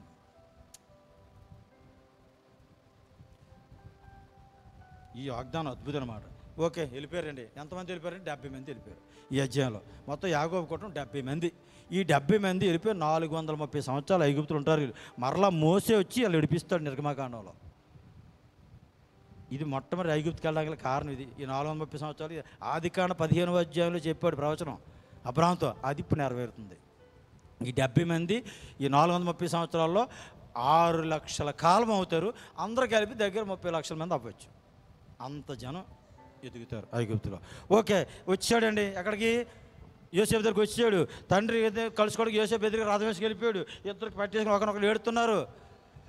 కష్టం వచ్చిన ఏడుతాం, ఆనందం వచ్చిన ఏడుతాం, రెండింటికి కన్నీళ్ళు వస్తాయి మనకి. ఇప్పుడు ఏడుతున్నారు ఎదురు కానీ ఇంతవరకు ఒక రకంగా ఏడ్చాడు యాకోబు, నా కొడుకు చచ్చిపోయింది. ఇప్పుడు ఎందుకు ఏడుతున్నాడు యాకోబు మరిని? అయ్యో బాబోయ్, అనవసరంగా ఇన్ని సంవత్సరాలు ఏడ్చాను రా, 22 సంవత్సరాలు ఏడుతున్నాను, శుభ్రంగా కంటికి నిద్ర లేదు, తిండి లేదు, నా కొడుకు చచ్చిపోయాడు అనుకున్నాను రా. ఈ స్థితిలో దేవుడు ఇచ్చాడని సంగతి నాకు దేవుడు ఇంతవరకు ఎందుకు దాచేశాడు? నా జీవితం ఎలాగుంటుందని, నా కుటుంబం ఎలాగుంటుందని, నా లైఫ్ ఎలాగుంటుందని నేను అనుకోలేదే. మనం అనుకుంటాం రోజు పరలోకి వెళ్ళిన తర్వాత ఆ భూమి మీద వచ్చిన ఆ రోగాలు, ఆ కష్టాలు, ఆ శత్రు భయాలు, రోజు రాత్రి పగలు నిద్ర లేకుండా ఎంతో ఏడ్చానే బాబు. పరలోకం ఎలా ఉంటుందని సంగతి ఎవరు పాస్టర్ గారు గట్టి చెప్పలేదేటండి. పాస్టర్ గారు రోజు చెప్పారు కానీ మనం వెళ్ళలేదు. అది బైబిల్లో రాయబడి ఉంది, మనం చదవలేదు. మనం చదవలేదు, ఎవరు చెప్పిన వినలేదు. పరలోకం ఎలాగుంటుందా? అదే నా పిల్లలంతా ఎక్కడే ఉన్నారేంటి, నా భార్య ఎక్కడ ఉందేంటి, నా కుటుంబం అంతా ఎక్కడ, మా స్నేహితులంతా ఎక్కడ ఉన్నారేంటి, అంత బంగారం అంత వజ్రాలే. అబ్బా, అప్పుడు ఎడుతాం. దేనికి ఎడుతుంటే అనవసరంగా దేవుడి పని మానేశాను రా భూమి మీద. మరికొన్ని ఆత్మ సంపాదించిన బాగుండేదేమో, మరికొద్దిగా ఇంకా సాక్షిగా జీవించిన బాగుండేదేమో. ఆ పెంట అంతా ఇక్కడికి ఏది రాలేదు. బీరువాల కోట్లు ఉండిపోయి, ఆ బ్యాంక్ బ్యాలెన్స్ బోర్డు ఉన్నాయి, ఆ పొలాల బోర్డు ఉన్నాయి, ఒక్కటి రాలేదు ఇక్కడికి. అనవసరంగా సంపాదించాను రా నేను. ఆ బంగారం అక్కడ ఎండి అక్కడ ఉండిపోయి, వస్త్రాలు ఆ పొట్టు చీరలని బీరువాలు ఉండిపోయి. ఇప్పుడు యాకోబు ఎలాగ ఏడుతున్నాడో అలాగే ఏడుస్తాం మనం పరలోకం వెళ్ళిన తర్వాత. చెయ్యి లేకపోయింది దేవుడి పని, దేవుడు కూడా జీవించలేకపోయి. 10 గంటలకు చేసి 12 గంటలకు వెళ్ళేవాడిని. ఎప్పుడు ముగ్గుతారే గురించి టైం చూసుకునేవాడిని. అసలు వారంలో నియమం కొడాలంటే శుక్రవారం వెళ్ళేదని కాదు. ఇక ఇంత బాధ కాదండి ఆ రోజు మన పశ్చాత్తాపాలు. ఇప్పుడు అదే పశ్చాత్తాపడుతున్నాడు. అనవసరంగా 22 సంవత్సరాలు ఏడ్చాను రా బాబోయ్ నువ్వు లేవనుకునేని ఆనందపడిపోతున్నాడు. ఓకే, అయిపోయింది 46వ అధ్యాయం. ఇక 47వ అధ్యాయం. ఫరో దగ్గర తీసుకెళ్ళిపోయాడు. ఎవరు? యోసేపు తన తండ్రి గారిని. అప్పుడు చూడండి ఎంత ధైర్యం వచ్చిందో. యాకోబుకు చాలా ధైర్యం వచ్చింది, విశ్వాసం పెరిగిపోయింది. ఇప్పుడు వెళ్ళిపోయి ఫరోని దీవించేస్తున్నాడు. ఈయన ఐగుప్తు దేశ ప్రధానమంత్రి, ఫరో రాజు. అయినా ఈయన చూస్తే మోసగాడు, దొంగోడు. కుటుంబం చూస్తే అంత కంపే. కుటుంబం సాక్ష్యం లేదు, ఈయనలో సాక్ష్యం లేదు. ఫరోని వెళ్ళి నేను దేవుడు దీవించిన కాక అంటున్నాడు ఫరోని. ఒక వయసులోనే పెద్దోడు, ముసలోడు. కానీ విశ్వాసం ఎలా పెరిగిపోయిందంటే, ఇంకా నన్ను ఎవడేం చేయగలరా, చచ్చిపోయాడని నా కొడుకే బతికేశాడు. అసలు ఎక్కడో చచ్చిపోయాడు, ఏ కూలి పనిలో ఉంటాడో ఒకరు బతికాడు. ఈ ప్రధానమంత్రి అయిపోయాడు నా కొడుకు ఈ దేశానికి. నా కుటుంబం ఇంతమంది 70 మంది, నాకు ఇంతమంది భార్యలా, ఇంతమంది పిల్లలా, ఇంత ఆస్తి, ఈ స్థితే నాకు. అబ్బా 130 పొర అడిగాడు. ఏమయ్యా మరి వయసు ఎంత అంటే, ఏం చెప్తానులేండి 130 సంవత్సరాలు. అంత యాత్ర కష్టాలే. అసలు 130 సంవత్సరాలు ఒక్కరోజు తిండి శుభ్రం తినలేదు, ఒక్కరోజు కంటిన్యూ నిద్రలే. ఇప్పుడు 17 సంవత్సరాలు హ్యాపీ కాలు మీద కాలు వేసుకొని ఎలాగ ఉండమంటే అలాగ ఉన్నాడు. ప్రపంచానికి ఈయనే రాజు. ఏమో అసలు కొడుకు కాదు ప్రధానమంత్రి, ఈయనే ప్రధానమంత్రిలాగా ఉన్నాడు ఐగుప్తులో కొడుకుని పెట్టి. ఇక ఫరో ఏం చెప్పేశాడంటే, నీ తండ్రికి ఏ కావాలంటే అది ఇచ్చే, నీ తండ్రికి ఏ లోటు చేయకు, నీ తండ్రికి ఏ ప్లేస్ కావాలంటే ఆ ప్లేస్ ఇచ్చే, నన్ను దీవించి వెళ్ళి అన్నాడు. అంతే ఫరో యాకోబు దీవులు కోరుకున్నాడు. ఓకే అండి, ఇది 47వ అధ్యాయం. ఆ తర్వాత ఐగుప్తు దేశంలో గోషేను ప్రాంతంలోకి ఇచ్చారు. గోషేను ప్రాంతంలో అందరూ ఐగుప్తులో కరువుతో చచ్చిపోతున్నారు. చుట్టుపక్కల కనాన్లో కరువు, అన్ని దేశాల్లో కరువు. ఐగుప్తు వాళ్ళు కూడా కరువే. వాళ్ళు పొలాలు అమ్మేశారు, పశువులు కూడా ఇచ్చేస్తున్నారు యోసేపుకి ధాన్యం కోసం. కానీ యోసేపు ఇంట్లోని యాకోబు ఇంట్లో ఎలాగ ఉండమంటే అలాగ ఉన్నాయి. బా అన్ని డ్రై ఫ్రూట్స్, అన్ని అంత శ్రేష్టమైన ఆహార పదార్థాలు. మిమ్మల్ని కరువులో కూడా నేను పోషించగలను అన్నాడు. ఓకే, ఇది 47వ అధ్యాయంలో. మీ తర్వాత అధ్యాయాలు చదవండి, చాలా బాగుంటాయి. ఎందుకంటే వీళ్ళ జీవితం మన జీవితం ఒకలాగా ఉంటాయి. కాదు ఆ కాలంలో వాళ్ళు, ఈ కాలంలో మనం. దేవుడు మాత్రం వాళ్ళకి మనకు ఒక్కడే. ఆ దేవుడే నా దేవుడు, ఆ దేవుడే మన దేవుడు. వాళ్ళని నడిపించిన దేవుడే మనల్ని నడిపిస్తున్నాడు. వాళ్ళకి తోడైన దేవుడే మనకి తోడై ఉంటాడు. వాళ్ళకి శ్రమలు వస్తాయి, మనకి శ్రమలు వస్తాయి. డోంట్ కేర్, వాటిని పట్టించుకోవద్దు. ఇప్పుడు మన నిరీక్షణ ఏమవ్వాలి? 48వ అధ్యాయం యోసేపుని తన కొడుకులందరినీ తీసుకురామని చెప్పాడు, తీసుకొచ్చాడు. యోసేపు పెళ్ళి 2 పిల్లలు పుట్టారు కదా, మన సెపరే. ఆ యోసేపు జీవితాలు చూస్తాం. వాళ్ళతో తీసుకొచ్చి వీళ్ళు కూడా బ్లాస్ చేసేస్తాం. ఇంకా యాకోబు దగ్గరికి ఎవరు వస్తే వాళ్ళు దీవించేస్తున్నాడండి. ఒకప్పుడు ఏం చేసేవాడు యాకోబు? నన్ను దీవించి ఆ దీవుల కోసమే కదా అడ్డమైన గడ్డి తిన్నాడు. ఆ దీవుల కోసం కదా మోసగాడు అనిపించుకున్నాడు. ఆ దీవుల కోసం కదా ఎన్నో పాటలు పడ్డాడు. ఈరోజు ఎవరు కనబడతారు బుర్మ చేసేస్తున్నాడు. దేవుడిని దీవించిన కాక నీ దీవించేస్తాడు రా బాబు, నీకేం పర్వాలేదు. ఇంకా నువ్వు ఆయన యందు విశ్వాసం ఉంచి చాలు. సృష్టికర్త అని దేవుడు, సర్వాధికారి అని దేవుడు అని చెప్పేస్తున్నాడు ఆయన. ఈ దేవుడు నన్ను దీవించాడు. మీకు ఒక మాట చెప్తాను చూడండి, 15-16 వచనాలు అండర్లైన్ చేసుకోండి. ఆదికాండం 48వ అధ్యాయం 15-16 వచనాల్లో చదువుతున్నాం చూడండి. అప్పుడు అతడు యోసేపుని దీవించి, నా పితరులైన అబ్రహాము ఇస్సాకులు ఎవరిని ఎదుట నడుచుండిరో ఆ దేవుడు నేను పుట్టింది మొదలుకొని నేటి వరకు ఎవడు నన్ను పోషించునో ఆ దేవుడు అనగా సమస్తమైన కీడులో నన్ను తప్పించి దూత ఈ పిల్లలను ఆశీర్వదించునుగాక. సమస్తమైన కీడులో ఉండి తప్పించిందట దూత. ఇప్పుడు ఇప్పుడు దేవుని కృపను ఇప్పుడు అర్థం చేసుకోండి. ఈయన దేవుడు ఆశీర్వాదం ఇప్పుడు అర్థం చేసుకున్నాడు సంపూర్ణంగా యాకోబు. సమస్తమైన కీడుల్లోంచి నన్ను తప్పించిన వాడు ఇంతవరకు ఎవరు తెలుసా? ఆయన దూతే. ఈరోజు నాకు అర్థమైంది. నేను పుట్టింది మొదలుకొని నేటి వరకు నన్ను నడిపిస్తుంది ఆ దూతే, ఆ దేవుడే. ఆ దేవుడే, ఆ దూతే ఈ పిల్లల్ని ఆశీర్వదించునుగాక, నడిపించునుగాక అంటున్నాడు. ఎవరితో? యోసేపుతో. నీ కొడుకులిద్దరిని కూడా నన్ను పుట్టించిన దేవుడు, నన్ను పోషించిన దేవుడు, నన్ను కాపాడిన దేవుడు, తన దూతను నాకు భద్రంగా ఇచ్చిన ఆ దూతని నీ పిల్లలకు కూడా ఇస్తాడు, మిమ్మల్ని కూడా దీవిస్తాడు. 100% కాన్ఫిడెన్స్తో దీవిస్తున్నాడు. ఓకే, ఆ తర్వాత ఇద్దరు పిల్లలు బ్లెస్ చేశాడు, అయిపోయింది. ఇక 49 వచ్చేసరికి ఇంకా దీవెనలు ఇచ్చేస్తున్నాడు. ఈ దీవెనలు లాగట్లే. మరలా 12 గోత్రాలు పిలిచాడు, ఒక్కొక్కరు పిలుస్తున్నాడు. రూబేన్ వెళ్ళరా, నీ కుటుంబం మొత్తం వెళ్ళరండి అన్నాడు. ఈ ముసలాడు మంచం మీద ఉన్నాడు. మంచం మీద ఉండి దీవెనలు ఇచ్చేస్తున్నాడు. అంటే వీళ్ళు విశ్వాసం సంపూర్ణ అయిపోయింది. ఇప్పుడు ఏదో అయిపోతాను, నా కుటుంబం ఏదో అయిపోతాను అనుకున్న టెన్షన్లు అన్నీ పోయాయి. దేవుడు ప్రశాంతత ఇచ్చాడు. చివరి 17 సంవత్సరాలు కూడా. యాకోబు యోసేపుని 17 సంవత్సరాలు పెంచాడు. మీకు గుర్తుందా? 17 సంవత్సరాలు పెంచాడు యాకోబు యోసేపుని. 17 సంవత్సరాలు ఇప్పుడు అమ్మబడ్డాడు. ఇప్పుడు తండ్రిని 17 సంవత్సరాలు పోషించాడు పువ్వులెట్టి. ఐగుప్తు వచ్చిన తర్వాత 17 సంవత్సరాలు ఉన్నాడు సజీవుడిగా యాకోబు. ఓకే, ఇప్పుడు ఒక్కొక్క గోత్రాన్ని పిలిచి ఇశ్రాయేలు 12 గోత్రాలకు ఏం చేస్తే చెప్తున్నాడు. 49 అధ్యాయం 28 వచ్చినాం. ఇవన్నీ ఇశ్రాయేలు 12 గోత్రాలు వారి తండ్రి వారు దీవించు వారితో చెప్పినది ఇది. అందుకే ఈరోజు బైబిల్ మొత్తం మీద మీకు ఇశ్రాయేలు 12 గోత్రాలు కనబడతారు. రూబేను, సిమియోను, లేవి, యోధ, ఇస్సాకర్ అని మొత్తం గోత్రాలు అన్ని 12 గోత్రాలు. ఈ 12 మంది కుమారులే ఒక్కొక్కరు ఒక్కొక్క గోత్రం చొప్పున దీవించేశాడు యాకోబు. ఆ దీవుల ప్రకారంగా అయిపోయాడు. ఓకే, ఇక యాకోబు నిద్రించాడు. ఈ అధ్యాయంలో తన స్వజనుల వద్దకు వెళ్ళాడు. 33వ వచనం లాస్ట్ లైన్ చూడండి. యాకోబు కుమారులు ఆజ్ఞాపించిన తర్వాత మంచం మీద కాళ్ళు విడిచి ప్రాణం విడిచి తన స్వజనులకు వెళ్ళిపోయాడట. ఏడు చచ్చిపోయాడు అంటారా, స్వజనుల దగ్గరికి వెళ్ళాడంటారు ఎవరైనా? స్వజనుల దగ్గరికి వెళ్ళాడా? స్వజనుల దగ్గరికి వెళ్ళిపోయాడా, స్వజనుల దగ్గరికి వెళ్ళాడా? ఆ పదం చూస్తారా బైబిల్ ఎలా రాశాడు? అద్భుతమైన బైబిల్. యాకోబు చనిపోయి తన స్వజనుల దగ్గరికి వెళ్ళాడా? పిచ్చెట్టింది నీకు. స్వజనుల నుంచి వెళ్ళిపోయాడు. తప్పు రాశారా బైబిల్లో? బుద్ధి లేని వాళ్ళు అందరూ ఇలాగే మాట్లాడుకుంటారు. బైబిల్లో తప్పేం రాయలేదు. చచ్చిపోయిన వాళ్ళు అందరూ వాళ్ళ స్వజనుల దగ్గరికి వెళ్తున్నారు. ఇక్కడున్న స్వజనులు భూజనులు విడిచిపెట్టేసి పరజనుల దగ్గరికి వెళ్తున్నారు. వాళ్ళు చచ్చిపోయినాడు. వీళ్ళు నరకానికి వెళ్ళరు. వీళ్ళు దేవుని మీద విశ్వాసించిన వాళ్ళు. వీళ్ళు యేసుక్రీస్తుని నిద్రించిన వారు ధన్యులు. యేసుక్రీస్తు నమ్ముకొని చనిపోతే ఏ రోజు చనిపోయినా వాడు నిత్యజీవానికి వెళ్ళిపోతాడు, అంతే. పరలోకి వెళ్ళిపోతాడు. వాళ్ళ స్వజనుల దగ్గరికి వెళ్తాడు. ఎవరి దగ్గరికి వెళ్తే అపోస్తుల దగ్గరికి వెళ్తాడు, లేదంటే అబ్రహాము ఇస్సాకు యాకోబు దగ్గరికి వెళ్తాడు. పితరులు అందరి దగ్గరికి వెళ్తాడు. వాళ్ళ తాత ముత్తాతలు యేసుప్రభువు నమ్ముకొని ఎవరు చనిపోయారు అందరి దగ్గరికి వెళ్తాడు. అదే చెప్తుంది బైబిల్. యాకోబు వాళ్ళ స్వజనుల దగ్గరికి వెళ్ళాడు అంటే వాళ్ళ నాన్నగారి దగ్గరికి, వాళ్ళ తాతగారి దగ్గరికి వెళ్ళిపోయాడు. మరి దాని గురించి ఆట ఎందుకు? చచ్చిపోయినాడు గురించి క్రైస్తవులు సగం సగం బైబిల్ తెలిసిన వాళ్ళు, సగం సగం వాక్యం తెలిసిన వాళ్ళు, సగం సగం విశ్వాసాలు ఇంక ఇలాగే ఉంటాయి మనకి. ఓకే, అయిపోయింది, టైం అయిపోయింది. ఇక 50 అధ్యాయం ఇతను సమాధి కార్యక్రమం ముందే చెప్పేశాడు కొడుకుతోని. యోసేపు, నేను చచ్చిపోయినప్పుడు మాత్రం సమాధి ఐగుప్తులు చేయొద్దు. అక్కడ హెబ్రోను, అబ్రాము, సారా, ఇస్సాకు వాళ్ళ నా భార్యలు అందరూ అక్కడ పాతిపెట్టాం కదా. హెబ్రోను, శ్మశాన భూమి హెబ్రోను. అక్కడికి వెళ్ళి తీసుకెళ్ళి పాతిపెట్టిన ఆయన అని కొడుకుతో ప్రమాణం చేయించుకున్నాడు. ఆ రీతిగా మంచి అబ్బా ఎవరు యాకోబుకి జరిగినటువంటి సమాధి కార్యక్రమం బైబిల్ మొత్తం మీద ఎవరికి జరగలే. ఓ పెద్ద ఊరేగింపు. ఐగుప్తీయులు, ఇశ్రాయేలీలు అందరూ కూడా అన్యజనులతో సహా రథాలు, గుర్రాలు, ఇక మామూలు కాదు, పెద్ద ఊరేగింపు అనమాట.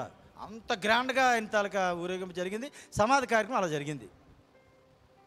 దేవునామన స్తోత్రం కలుగును గాక. ఇది యాకోబు జీవిత చరిత్ర. ప్రియులారా, మరి ఎంతగా మనం ఎక్కువ ధ్యానించిన సమయం లేదు. ఇప్పటికే సమయం ఎక్కువైపోయింది, నన్ను క్షమించండి. ఓకే, ఏదైనా ఒక యాకోబు జీవిత చరిత్రను ఇవాళ మనం ధ్యానం చేయడానికి ప్రభు సహాయం చేశారు. కాబట్టి ఆయన నామానికి మహిమ కలుగును గాక. తన జీవితంలో నేర్చుకున్న కష్టాలు, ఆయన తన పైన బాధలు అవన్నీ కూడా చివరికి ముగింపు వచ్చేసరికి ఏమైపోయాయి? అసలు మాయమైపోయాయి. మనం కూడా భవిష్యత్తు అంతే. యేసుక్రీస్తుని విశ్వాసం నుంచి సిలువ దగ్గరికి వచ్చి నా పాపాలు క్షమించి ప్రభా, నేను దుర్మార్గం, నా ఇంటి వారు ఎలాంటి వాళ్ళు, నేను పశ్చాత్తాపడతాను, నా మారు మనసు దయచి ఇక్కడ బతికినాను, నీ కొరకు బతుకుతాను. ఎవరైతే తీర్మానం చేసుకొని క్రీస్తు కొరకు బతుకుతారో వాడు చనిపోయినా పర్వాలేదు, బతికినా పర్వాలేదు.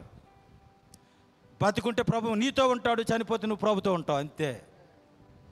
ఆ రీతిగా వాగ్దానాలు మనకి ఉన్నాయి కనుక, మరి మన జీవితాలు డోకాలేదు కనుక, ఈ అబ్రాహాం, ఇస్సాకు, యాకోబు పితరులైనటువంటి ముగ్గురు జీవితాలు మనం స్టడీ చేసేటప్పుడు మన యొక్క విశ్వాసాన్ని సంపూర్ణ చేసుకోవాలి, మన యొక్క నిరీక్షణ కూడా పరిపూర్ణ చేసుకోవాలి. అట్టి విశ్వాసంతో మనం జీవించాలి, అట్టి నిరీక్షణ కలిగి మన అందరం ఉండాలని కోరుకుంటూ నా మాటలు ముగిస్తున్నాను. దేవుడి మాటలు దీవించిన గాక, దేవుడి మిమ్మల్ని అందరినీ బ్లెస్ చేయను గాక. మరొకసారి మిమ్మల్ని ఆశీర్వదిస్తున్నాను. అవకాశం ఇచ్చినటువంటి పెద్ద పాస్టర్ గారు అయినటువంటి మరి యేసుప్రభు గారికి, మన ప్రధాన కాపరి గారికి, మన పాస్టర్ గారు అయినటువంటి రావు గారికి ప్రత్యేక వందనాలు తెలియజేస్తున్నాను.